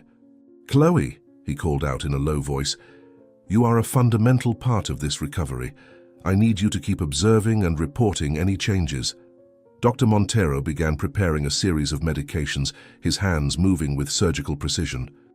"We will start with a detoxification protocol," he explained. "First, we will eliminate the harmful substances from her body. Then, we will initiate muscular rehabilitation. Mr. Whitmore, I must warn you, it will be a gradual process." Dr. Vega approached with a freshly prepared vial. "This is a specific antidote for the cocktail of drugs that was used," she said, connecting the medication to the IV line. "We developed this in the lab for cases of intentional poisoning. Your mother will start regaining her movements in a few hours, but will need intensive physiotherapy." Dr. Ruiz, while organizing the new medical record, turned to Lucas. "The criminal investigation will need to be notified," he warned. "What was done here is a sophisticated attempted homicide. Whoever planned this had access to advanced pharmaceutical knowledge and considerable medical resources." Lucas nodded gravely, his eyes fixed on his mother. "The one responsible is already incapacitated," he replied in a somber tone. "My wife Madeline will have plenty of time to reflect on her actions in her own hospital bed." The revelation made the doctors exchange significant glances, but no one asked further questions. Chloe watched everything from her corner, her hands nervously clutching her apron. She saw when the first drops of the new medication began to flow through the IV. She noticed the exact moment when Mrs. Joanna's fingers began to move more strongly. She realized when the lady's breathing became deeper and more regular. "It's working," she whispered, tears of relief streaming down her face. The medical team closely monitored Mrs. Joanna's recovery process, while the afternoon sun began to tint the room with orange hues. Dr. Monteiro carefully adjusted the dosage of the medications, his eyes attentive to every reaction from the patient. Suddenly, a more vigorous movement of Mrs. Joanna's fingers caught everyone's attention. "She's trying to speak," observed Dr. Vega, quickly approaching the bedside. Mrs. Joanna's lips trembled with the effort of forming words, while her now more alert eyes focused on her son. Dr. Ruiz signaled for everyone to remain silent, allowing the patient to concentrate on her intent. "Diana," Mrs. Joanna whispered, her voice hoarse from disuse. "The driver. He and Madeline." Lucas held his mother's hand, encouraging her to continue. The full revelation of the betrayal began to unfold, word by word, as the doctors and Chloe listened in shocked silence to the story of the diabolical plan orchestrated by Madeline and her lover. As Mrs. Joanna narrated the events she had witnessed, Chloe noticed a suspicious movement through the window. Diana was in the garden, watching the room with a calculating look. The maid discreetly touched Lucas's arm, alerting him to the driver's presence. "He's trying to flee," she whispered, indicating the suspicious movement outside. Lucas immediately stood up, his expression hardening. "Doctors, please continue taking care of my mother. I have an urgent matter to resolve." Before leaving, he turned to Chloe. "Call the police immediately. Tell them we have a suspect for attempted murder trying to escape." In the garden, Diana ran towards the back of the property upon realizing she had been discovered. Lucas pursued her, his rage fueling each step. The driver knew the terrain well, but the millionaire was determined not to let her escape. The pursuit led the two men through the maze of rose bushes that Chloe tended with such care. In the room, Mrs. Joanna continued revealing details of the criminal plan to the doctors and the police who had just arrived. Her voice gained strength with every minute as the antidote continued to take effect. "They were planning to take control of everything," she explained. "The company, the fortune, everything my son built." Outside, the chase reached its highest point of tension when Diana found herself cornered near the back wall. The driver turned, facing Lucas with a mocking smile. "She never loved you," he taunted, trying to destabilize his boss. "Every kiss, every caress was all part of the plan. You were just a pawn in our game." The provocation had the opposite of the intended effect. Lucas advanced with calculated calm, his years of martial arts practice evident in his stance. "Do you know what's the difference between us?" he asked, his voice dangerously controlled. "I never needed to cheat to get what I have." The sound of sirens approached as the two men began a physical confrontation. Diana was younger, but Lucas had the strength of justice and vengeance on his side. The clash was brief and intense, ending with the driver immobilized on the ground just as the police arrived on the scene. "Diana Bailey," announced one of the officers, handcuffing the driver. "You are under arrest for complicity in attempted murder and conspiracy." As he was being taken away, Diana cast one last look of contempt at Lucas. "She'll get out of this," he threatened. "Madeline always gets what she wants." Lucas watched the driver being taken away by the police, a somber smile forming on his lips. "Not this time," he murmured, thinking of his treacherous wife who was now experiencing her own methods in a hospital bed. Returning to his mother's room, he found the doctors celebrating another progress. Mrs. Joanna could now move not only her hands but also her arms. Mrs. Joanna's transformation in the following days surprised even the experienced doctors. The combination of specialized treatment and her willpower produced extraordinary results. In just 2 weeks, she was already able to sit up in bed without assistance, and her voice had regained the old firmness that had always characterized her. Lucas completely reorganized the mansion. The room that had once been a medical prison became a cozy recovery space, with windows always open letting in the perfumed garden breeze. The roses that Chloe nurtured with such care now decorated every room, bringing life and color to each space. "My son," Mrs. Joanna called one sunny afternoon as she watched Chloe arranging flowers in a vase. "We must properly acknowledge the loyalty of this family who helped us." Lucas, who was sitting by the window reviewing some documents, looked up with a smile. "I've already taken care of everything, Mother. In fact, I was waiting for the right moment to make the announcement." The news was given during a special dinner, prepared to celebrate the first time Mrs. Joanna was able to come downstairs on her own. Lucas gathered Chloe and her family in the elegant dining room, where important documents awaited them on the mahogany table. "Chloe," he began, his voice laden with sincere emotion, "you are not just an employee. You are part of our family." With solemn gestures, Lucas handed Chloe a folder containing deeds and contracts. "The house you live in now is yours officially. Your children have guaranteed scholarships to the best schools through university. And you, if you accept, will no longer be our employee. You will be the governess of this mansion, with a salary and benefits befitting the position." Tears streamed freely down Chloe's face as she hugged her children, who celebrated the news with shouts of joy. Miguel, her eldest son, was already making plans for medical school, while Lupita hugged her violin, dreaming of the music conservatory. In his new office, transformed from an old living room, Lucas worked on the final details of restructuring his company. Madeline's betrayal had exposed vulnerabilities in the system, and he was determined to correct them. His mother, now recovered, had taken on an advisory role, bringing her experience and wisdom to important decisions. The mansion, once a scene of intrigue and betrayal, now breathed an atmosphere of peace and harmony. Children's laughter echoed through the halls, mingling with the sound of Lupita's violin, and the lively conversations between Mrs. Joanna and Chloe, who had become great friends. Madeline and Diana's fate was sealed by the courts. Both would face many years in prison for attempted murder and conspiracy. Justice had been served, not through vengeance, but through the proper path of the law. The evidence collected by the doctors and Mrs. Joanna's testimonies were crucial in securing their convictions. On the spacious veranda of the mansion, as the sun slowly set over Dallas, the colors of the sky blended shades of orange, pink, and purple, creating a natural painting that only nature could provide.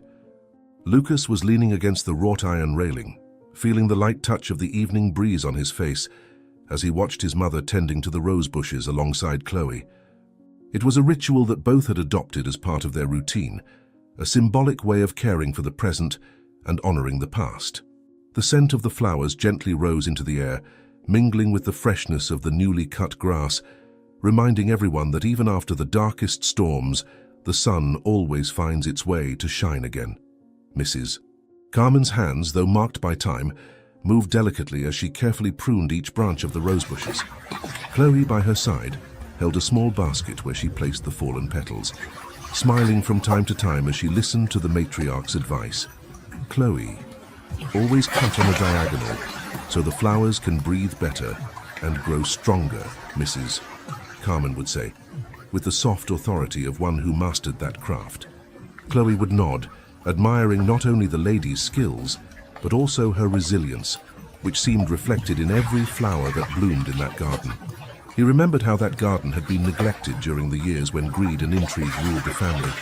The rose bushes, like the mansion, had suffered. The flowers would wilt without care, the thorns grew disorderly, and the garden seemed a perfect metaphor for the state of the family at the time. But now, everything was different. His mother's and Chloe's meticulous care had restored life to the space. The flowers were more vibrant than ever, and even the birds seemed to sing with more joy, as if they recognized the change in energy in that place. Lucas took a deep breath, letting the perfumed air fill his lungs. The mansion seemed brighter even under the evening light. The corridors, which once seemed to echo with uncomfortable silences, were now filled with laughter and carefree conversations. The kitchen, where tension once reigned, was now the pulsating heart of the house, with delicious aromas announcing lovingly prepared meals. He smiled as he remembered that morning's breakfast, where they all sat at the table together, something that hadn't happened in a long time. "Lucas, dear, why are you so pensive?" His mother's voice brought him back to the present. Mrs. Carmen had approached, with Chloe right behind, both carrying the scent of flowers with them. Lucas turned to them, noticing how the soft light of the sunset illuminated the faces of the two, highlighting the serenity and happiness that now surrounded them. "I was just thinking about how everything has changed, Mother," he replied, his voice laden with emotion. "A few months ago, it was hard to imagine that we would all be here, at peace, living as a true family. It's as if this garden is a reflection of what happened to us. Everything was crumbling, but now it's blossoming again." Mrs. Carmen smiled, touching her son's face with the same tenderness as always. "Storms pass, Lucas. Sometimes it seems they will destroy us, but it's they who teach us to value moments of calm and beauty. This garden is proof of that, and so are we." Chloe, who had remained silent, added, "I believe this place always had the potential to be a home. It just needed everyone to remember what really matters. It was love, loyalty, and justice that transformed this house, and that's what will keep it that way." The words of Chloe touched Lucas deeply. He knew that there was a lot of truth in them. The past was full of mistakes, but it was also full of lessons. Every step, every decision, even the most difficult ones, had brought them to that moment. And somehow, all the pains and challenges now seemed small before the peace that finally reigned. The Whitmore mansion, which had once been the stage of so many conflicts, was now a sanctuary where love prevailed, a true home. The federal high-security prison in Dallas looked nothing like the luxurious environments that Diana was used to frequenting as the Whitmore's driver. The former driver now occupied a 9-square-meter cell, where the only furniture was a concrete bed with a thin mattress and a metal toilet. Her hands, once accustomed to the soft leather of imported car steering wheels, now hurt from the mandatory work in the prison laundry. The routine began ruthlessly at 5 in the morning, when the fluorescent lights turned on without warning. Diana had completely lost track of time. The days dragged on endlessly, each minute a particular torture. During breakfast in the communal dining room, the other inmates watched him with disdain. "Look who just arrived, the Prince of the Whitmores," they mocked, purposefully pushing him as they passed. The hours of work in the laundry were especially degrading for someone who had once boasted about their designer clothes. Diana spent 8 hours a day sorting dirty uniforms, carrying heavy baskets, and operating noisy industrial machines.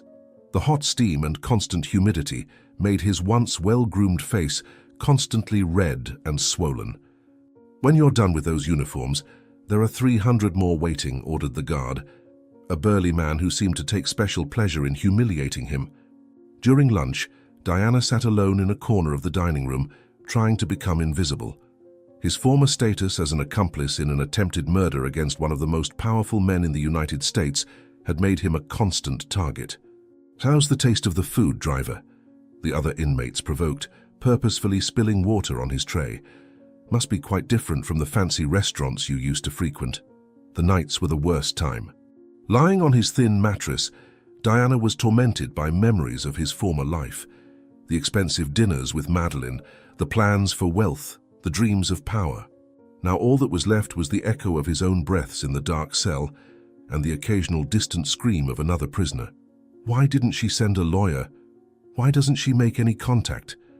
he muttered to himself, still hoping Madeline would keep her promises. On the rare visits to the yard, Diana watched the sky through the steel bars, remembering the days when he drove luxury convertibles under the same Mexican sky. The other inmates avoided him not out of respect, but out of disdain for his former arrogance. One of them, older and more experienced, approached him one day. "Your problem, boy, is that you still haven't understood that in here, you're nobody." The loneliness was starting to affect his sanity. Diana caught himself talking to himself, replaying the events that had led him there. Every wrong decision, every moment of greed, every stolen kiss with Madeline, it all now seemed a cruel joke of fate. "How could I have been so stupid?" he repeated to himself as he scrubbed yet another endless batch of uniforms. The only contact with the outside world was the occasional news that reached him through the guards. That's how he learned that Madeline had been sentenced to an even longer sentence than his, and that the Whitmores had fully recovered from the trauma. "Looks like your brilliant plan didn't work out too well, did it?" one of the guards taunted, throwing the newspaper with the news in his direction. The public defender's visits were brief and impersonal. His assigned lawyer barely looked him in the eye as he explained that there was no possibility of a reduced sentence. "You're lucky you didn't get a longer sentence," he said on his last visit. The Whitmores' influence could have made everything much worse. Diana swallowed hard, realizing that his former life had turned to ashes. The days turned into weeks, and the weeks into months. The only thing that changed was the growing despair in his chest. Diana, who had once dreamed of mansions and luxury cars, now counted the seconds in his solitary cell, his mind wandering between regret and self-pity. "Who would have thought," he muttered to himself as he watched the moisture stains on the ceiling of his cell, "that the Whitmores' personal driver would end up washing prison uniforms for the rest of his life." Prison life continued to test Diana's limits, but it was on a particularly hot afternoon that his world collapsed even further. The guard threw a letter into his cell, the first contact from Madeline since prison. His hands trembled as he opened the envelope, but the words he found were like stabs in his chest. She was not only serving a longer sentence, she was suffering irreversible damage from the poison she had taken. Furious, Diana punched the concrete wall until his knuckles bled. Madeline's inability to save him from that prison caught the attention of the other inmates, who now had a new reason to torment him. "The prince has been abandoned by the princess," they shouted during sunbathing, mockingly imitating his former arrogant poses. The daily humiliation intensified, turning every minute into an exercise in survival. During work at the laundry, the other inmate started accidentally mixing bleach with his clothes. leaving stains that forced him to wear faded and worn-out uniforms. The contrast with his former designer clothes was glaring, and every glance in the cracked bathroom mirror was a reminder of his downfall. "Where's your Italian suit now?" the other prisoners taunted as he tried to sew the rips in his uniform. The nights became even lonelier after the letter. Nightmares were constant, dreams where he was still driving luxury cars, only to wake up sweating in the coldness of his concrete bed. The echo of Madeline's laughter haunted him, mixing with the metallic sound of cell doors closing. "How could she do this to me?" he screamed into the silence of his cell, his voice thick with despair. The guards made sure to comment on the headlines reporting the tragic end the couple of lovers met. "Looks like your rich girlfriend left you to rot in here," a guard remarked with a laugh as he closed the cell door. The forced labor started to show its marks: calluses on once soft hands, chemical burns from the laundry products, constant back pain. Every movement was a reminder of how drastically his life had changed. During a particularly grueling work session, an older inmate approached. "You know what your real crime is? Believing people like us could ever enter their world." Visits to the prison psychologist became his only outlet, although the professional seemed more interested in filling out reports than actually helping him. Diana just stared at the ground, unable to find words to describe the emptiness she felt. The lowest point came when she discovered her few personal belongings had been lost during a routine inspection. The photos of her family, her last link to the outside world, had vanished. The guards shrugged when she complained, one even suggesting criminals don't deserve memories. That night, alone in her cell, Diana finally broke down, crying like a lost child. The reality of her new life crashed over her in increasingly powerful waves. The other inmates had given her a cruel nickname, Devil's Driver, a reference to her involvement in Madeline's devilish plan. The name followed her through the corridors, whispered amongst snickers and disdainful looks. "What's it like being Hell's personal driver?" they shouted during meals. Guards found Diana one morning, huddled in the corner of her cell, amidst a scene that seemed pulled from a nightmare. She was laughing uncontrollably, a shrill, fractured sound that echoed through the silent hallways like the wail of a lost soul. Her hands trembled as she tore pages from her own diary, fragments of paper scattering across the concrete floor like the ashes of a burnt life. The words once so carefully written were now reduced to illegible scraps, symbols of her complete mental collapse. On the cell walls, she had repeatedly scrawled in shaky, crooked lettering the phrase that seemed her only tether to reality: "The Devil's Driver has reached her final destination." The fabric ink used to mend the prison uniforms was still fresh on the wall, dripping in thin red lines that contrasted with the dull grey of the concrete. Diana's fingers were scraped and bleeding, the evidence clear in the deep gouges and slowly oozing stains on her hands. The guards hesitated at opening the door. "She's finally snapped," one of them muttered, his tone a mix of disdain and pity. The other just shook his head, trying not to look directly into Diana's eyes, which were wide and empty, as if seeing something no one else could. As they drew closer, the smell of ink mingled with the damp air of the cell, making the atmosphere even more stifling.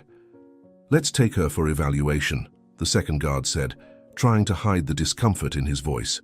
As they held him by the arms to take him out of the cell, Diana offered no resistance. He seemed oblivious to what was happening around him, as if he were somewhere else, trapped in some dark corner of his own mind. But the laughter continued, a low and irregular sound that made the guard's hair stand on end.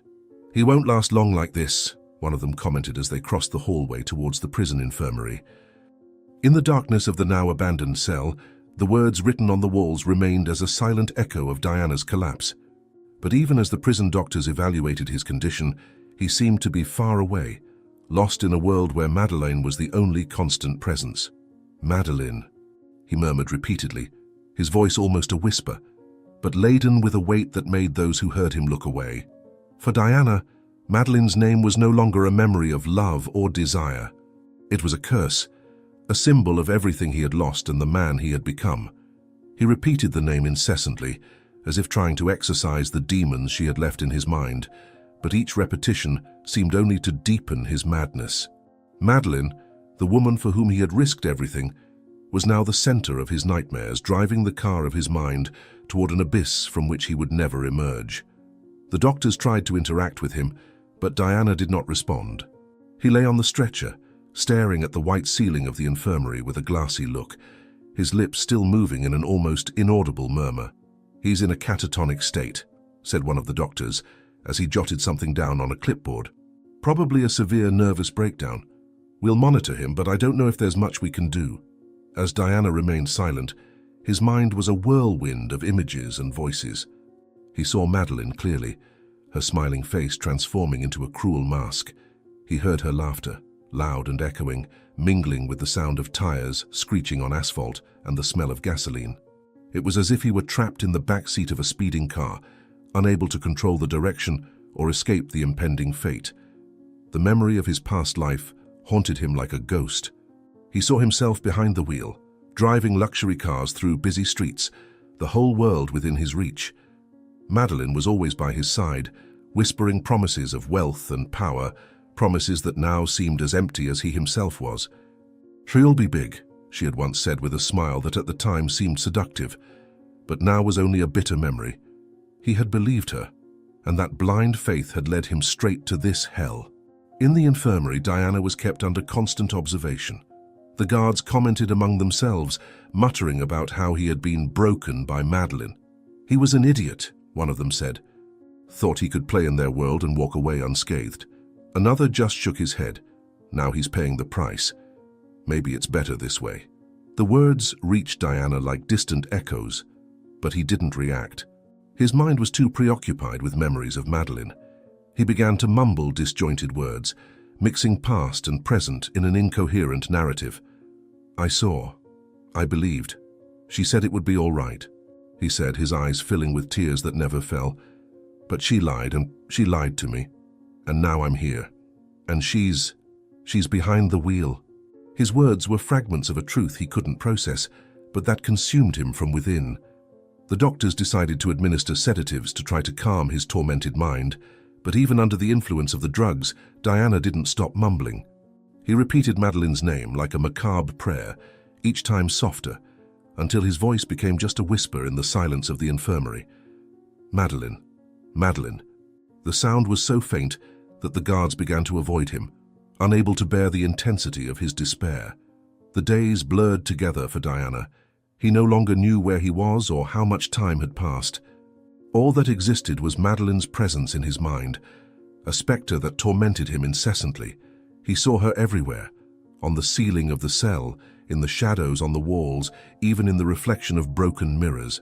She was always there, smiling, laughing, driving the car of his mind toward the abyss. And so, the driver who once dreamed of driving the car of fortune was now forever trapped in the back seat of his own madness, with Madeline eternally at the wheel of his nightmares.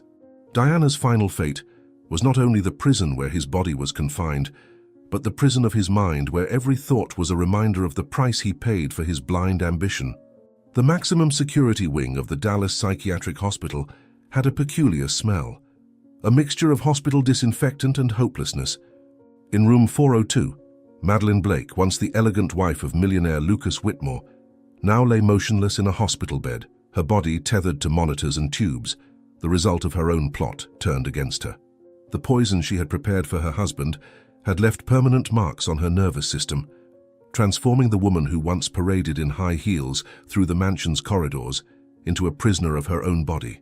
The constant beep of the cardiac monitors was the only music she heard now, replacing the soft melodies she used to play on her imported sound system. The doctors made their rounds with military precision, checking her vital signs and adjusting the doses of medications that kept her alive, but conscious enough to fully understand her situation. It was a cruel irony that her pharmaceutical knowledge now served only for her to comprehend every detail of her irreversible condition. The nurses in the psychiatric ward had developed a methodical routine to care for her. Every morning they would enter in pairs, a necessary security protocol, even though the patient could barely move a finger. They would clean her inert body with professional efficiency, change the hospital sheets, and check the restraints that bound her wrists to the bed, a precaution that seemed absurd given her state, but was required due to the gravity of her crimes. "Another day begins, Mrs. Blake," one of the nurses would announce, her voice deliberately neutral. The police officer standing guard at her door read newspaper after newspaper, the headlines occasionally mentioning her name in connection with the attempted murder that had shocked Mexico's high society. He watched through the glass window as the former socialite, now reduced to little more than a shell of her former glory, had her eyes fixed on the ceiling, the only part of her body that still responded fully to her commands. "It's amazing how fate takes its turns," he would comment to his colleague during the shift change. The specialists who examined her regularly offered no hope of recovery. The neurological damage was extensive and permanent, a direct consequence of the poison she had developed in her private laboratory. The irony of the situation did not escape anyone. The brilliant scientist who had created such a sophisticated toxin was now a victim of her own creation. "The tests show no improvement," the doctors would discuss during their visits, knowing she could hear and understand every word. The hospital room, with its white walls and institutional furniture, was a stark contrast to the luxurious suite she used to occupy. A small mirror on the wall opposite her bed allowed her to occasionally catch a glimpse of her reflection, a sight that surely tormented her. Her hair, once perfectly styled in luxury salons, was now dull and cut in a practical way to facilitate care. Her skin, which received the most expensive treatments, had the characteristic pallor of someone who hasn't seen sunlight in months.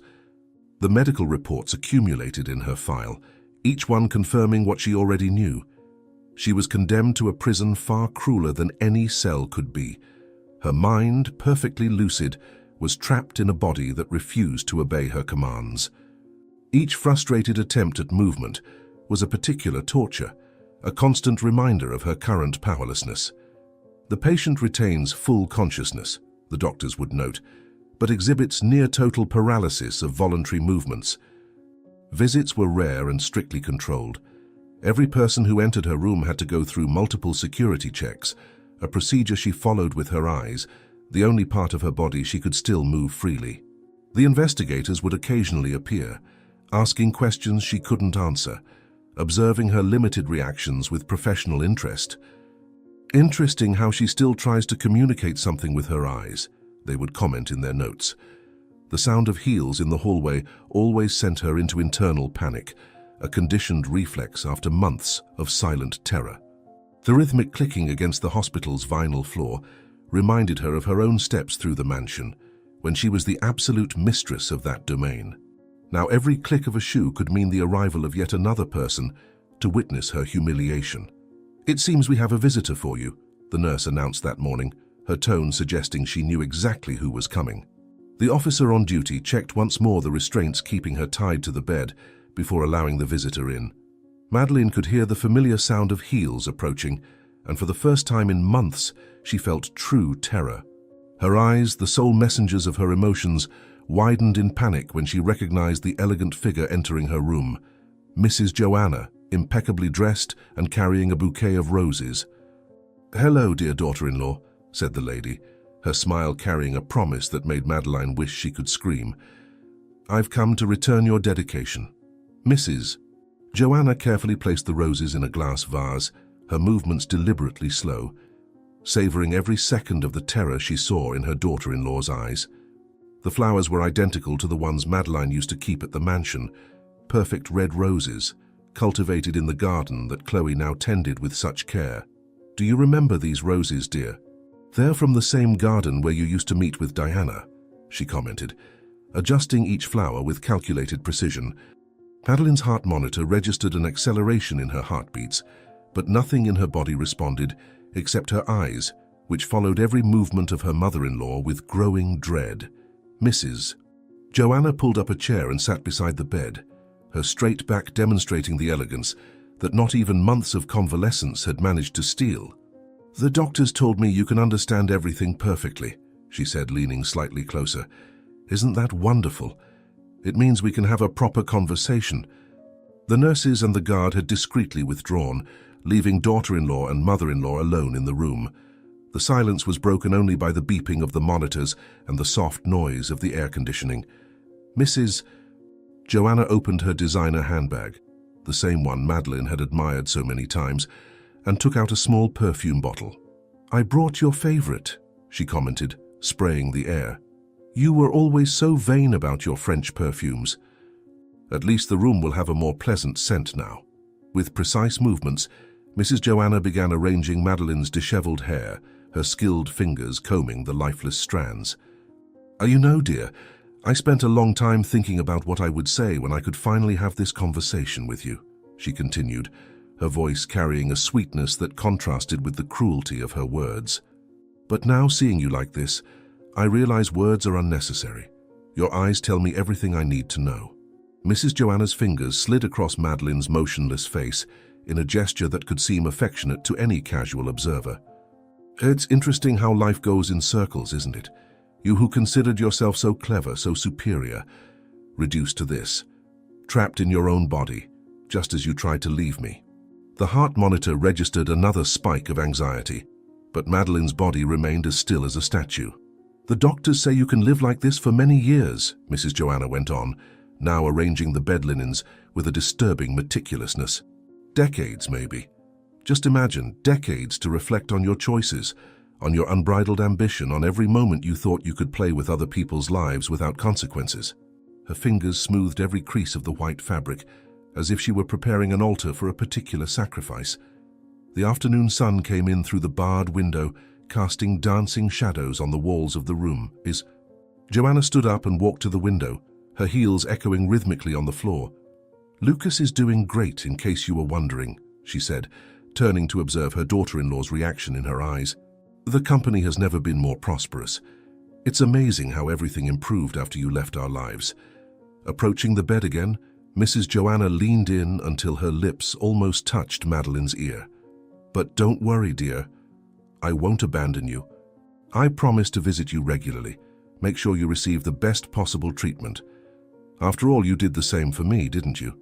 Her voice distilled a poisonous sweetness that made Madeline's eyes fill with tears of pure terror. The shadows were starting to stretch long in the room when Mrs. Joanna finally prepared to leave.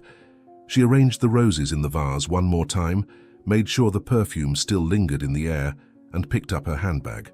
"Oh, I almost forgot," she said, taking out a small vial from her bag. "I brought a little gift to help with your treatment. The doctors have already approved it. After all, I'm just a dedicated mother-in-law concerned about your well-being." The smile on her lips was identical to the one Madeline used to display, while administering the adulterated medications to her mother-in-law. The vial Mrs. Joanna left by the bedside seemed to glow ominously under the hospital's fluorescent lights. Madeline couldn't take her eyes off it, knowing exactly what it was, the same kind of medication she had developed in her private laboratory, now modified and approved for her own treatment. The irony of the situation did not escape her perfectly lucid mind, trapped in a body that refused to obey. "Tomorrow we'll start your new medication," announced the night shift nurse, checking the vial with professional approval. "Mrs. Joanna is truly dedicated to your recovery. She personally supervised the development of this treatment protocol." Madeline's eyes filled with tears she couldn't prevent from falling as she watched the nurse meticulously prepare the first dose. The new treatment began to flow through the IV tube, mixing with Madeline's bloodstream. She could feel every drop, her scientific mind perfectly understanding what was happening to her body. The medication wouldn't kill her. No, that would be too merciful. Instead, it would ensure she remained perfectly aware as she lost even more control over her motor functions. Mrs. Joanna's visits became as regular as clockwork, every Wednesday promptly at 3 in the afternoon. She always brought fresh roses, French perfume, and a new dose of the special treatment. She would sit by the bedside for exactly 1 hour, telling Madeline about life outside those white walls, about how the family was thriving without her, about how her own devious scheme had turned into her perpetual prison. The doctors noted the subtle changes in Madeline's condition after each visit from her mother-in-law. "It's remarkable how she reacts to Mrs. Whitmore's presence," they commented in their reports. "Her heart rate alters, her pupils dilate. There's a clear autonomic nervous system response." But what they failed to perceive was the sheer terror causing those reactions, the visceral fear that settled in her mind each time she heard those familiar clicking heels in the hallway. One particularly warm afternoon, Mrs.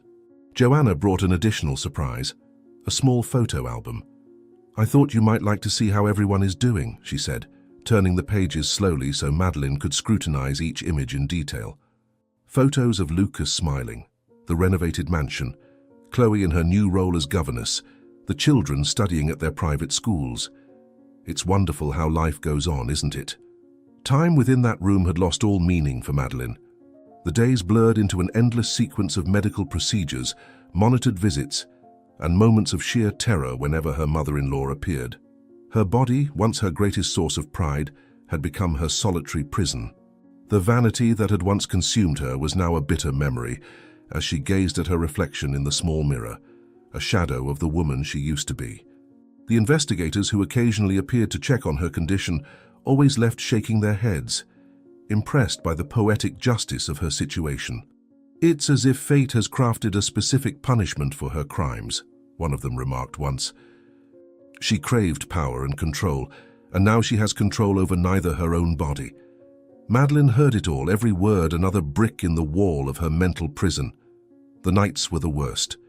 Alone with her thoughts, unable to move or scream, Madeline relived every moment of her former life. The lavish parties, the ambitious schemes, the stolen kisses with Diana, the whispered lies in Lucas's ear. It all seemed like a distant dream, twisted into a never-ending nightmare. The constant beeping of the monitors marked the cadence of her perpetual penance. Weeks turned into months, and the months promised to turn into years. For Madeline, time itself had become an even crueler prison than the very fate imposed upon her.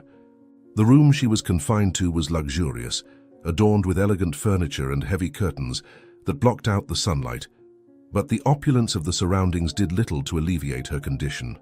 The silence was only broken by the ticking of the large clock on the wall and the firm footsteps of Mrs. Joanna, who came and went like a spectre, always carrying an air of malicious superiority. Madeline remained in her bed, a pale and motionless figure watching the world around her with wide, terror-filled eyes. Her body had become her own prison, unable to move or speak, leaving only her eyes as witnesses to her ruination. She could smell the fragrance of the fresh roses Mrs. Joanna brought on each visit, but the sweet scent of the flowers seemed to mock her, as if to say that even beautiful things now belonged to someone else. Mrs. Joanna maintained a meticulous ritual during each visit. Always impeccably dressed, she would bring a small vase with fresh roses and place it on the bedside table, carefully arranging the flowers as if they were on display in a museum. "Ah, Madeline, my dear," she would say, her tone dripping with irony. "These new flowers are so beautiful, aren't they? I picked them especially for you. After all, you deserve only the best, don't you?" And then, with a smile that never reached her eyes, she would sit by Madeline's side, watching her with an intensity that made the room feel even smaller. "Mrs." Joanna's words were always laced with a poisonous sweetness, a calculated kindness that only served to heighten Madeline's terror. "Don't worry, darling," she would whisper, adjusting the sheets around Madeline's motionless body. "I promise to take care of you with the same tenderness you showed me. We're family after all, aren't we?" With each sentence, her voice seemed to drip sarcasm, and Madeline's eyes would glisten with sheer terror as if she finally grasped the true meaning of poetic justice. Madeline's eyes were her only means of expression, and they conveyed a mixture of pleading and despair that Mrs. Joanna seemed to purposefully ignore. "You know, Mrs." Joanna would continue, rummaging through an elegant purse, "there's something beautiful in repaying what we've received, don't you think? You were always so generous with me, so it's only fair that I return the favor in kind." And with that, she would withdraw a small glass vial and a syringe, handling the instruments with an almost professional skill. The so-called special treatment administered by Mrs. Joanna was carried out with precision, but the true effect was far more psychological than physical. Madeline felt the needle piercing her skin, but the physical pain was insignificant compared to the torment of knowing she was completely at the mercy of her tormentor. Mrs. Joanna spoke relentlessly as she performed the procedure, as if she wanted to fill the silence with her own words. "Did you know these roses symbolize love and devotion? That's why I always bring them for you. I want you to know how much you mean to me." Her voice was sweet, almost melodious, but each word was a knife slowly twisting in Madeline's mind. Madeline's terror grew with each visit. She knew there was no escape, that her life was now controlled by Mrs. Joanna. a woman who seemed to delight in her downfall. The room, though luxuriously decorated, seemed to grow more and more oppressive, the walls closing in around her. Even the clock on the wall seemed to conspire against her, its incessant ticking a cruel reminder that time kept passing. But her situation remained the same. Mrs. Joanna never failed to mention the past during her visits, always finding a way to remind Madeline of the mistakes that had led her there. "You remember, don't you?" she would say, with an almost maternal smile. "You remember all the times you ignored me? All the times you treated me as if I were invisible? Well, now it's just the two of us, and I promise you'll have my full attention." Each word was a drop of poison, and Madeline, unable to respond, could only listen and feel the weight of regret growing within her. Madeline's days had become an endless cycle of silence and terror. Every time the door opened, her heart raced, knowing it was time for another visit from Mrs. Joanna. And every time the door closed, she was alone, trapped in a world of dark thoughts and painful memories. Mrs. Joanna's face was ever present in her mind, a constant reminder of her powerlessness. Madeline's eyes, which had once shone with ambition and determination, now reflected only the emptiness of someone who had lost everything. They were her only form of communication, but they were also a window into her soul, revealing the weight of her suffering. Mrs. Joanna seemed to feed on that look, as if each flicker of despair was a personal triumph. "You're so quiet today," she would say, feigning concern. "I hope you're not holding a grudge. After all, we're just evening the score, don't you think?" The irony was cruel, but Mrs. Joanna seemed to savor every moment. She would stay in the room for hours, sometimes just sitting beside Madeline, other times rearranging the flowers or reading a book aloud. But even these seemingly innocent activities were loaded with calculated intent. "This chapter is so interesting," she would say as she read. "It's about redemption. Perhaps you should listen carefully, dear. You might learn something." The roses, which Mrs. Joanna made sure to bring on every visit, had become a symbol of Madeline's torment. They were beautiful, perfect in their appearance, but their sweet scent was a constant reminder of her captivity. Each petal seemed to mock her, as if to say that beauty and freedom were beyond her reach. Deep down, Madeline knew there was no escape. She was trapped, not just physically but emotionally, in a web of regret and despair that she had helped create. Mrs. Joanna, with her soft voice and her relentless presence, was both her jailer and her judge, administering a punishment that seemed endless. And so the months continued to pass. The outside world became a distant concept for Madeline, something that existed only in her memories. Her only reality was the room, the roses, and the constant presence of Mrs. Joanna. "We're in this together, dear," Mrs. Joanna would say on one of her visits, with a smile that didn't reach her eyes. "Don't worry, I'll take care of you, just as you took care of me." The words hung in the air like a sentence, and Madeline's eyes, her only windows to the outside world, reflected the pure terror of someone who had finally grasped the true meaning of poetic justice. If you enjoyed this story, we invite you to like this video and subscribe to our channel. Your support motivates us to continue bringing exciting stories almost every day. Don't miss the next stunning narrative that's about to appear on your screen. We are immensely grateful to have you here with us. Now you can click on the links that are appearing on the screen right now. We have a special selection just for you, filled with valuable stories and guaranteed entertainment. See you there.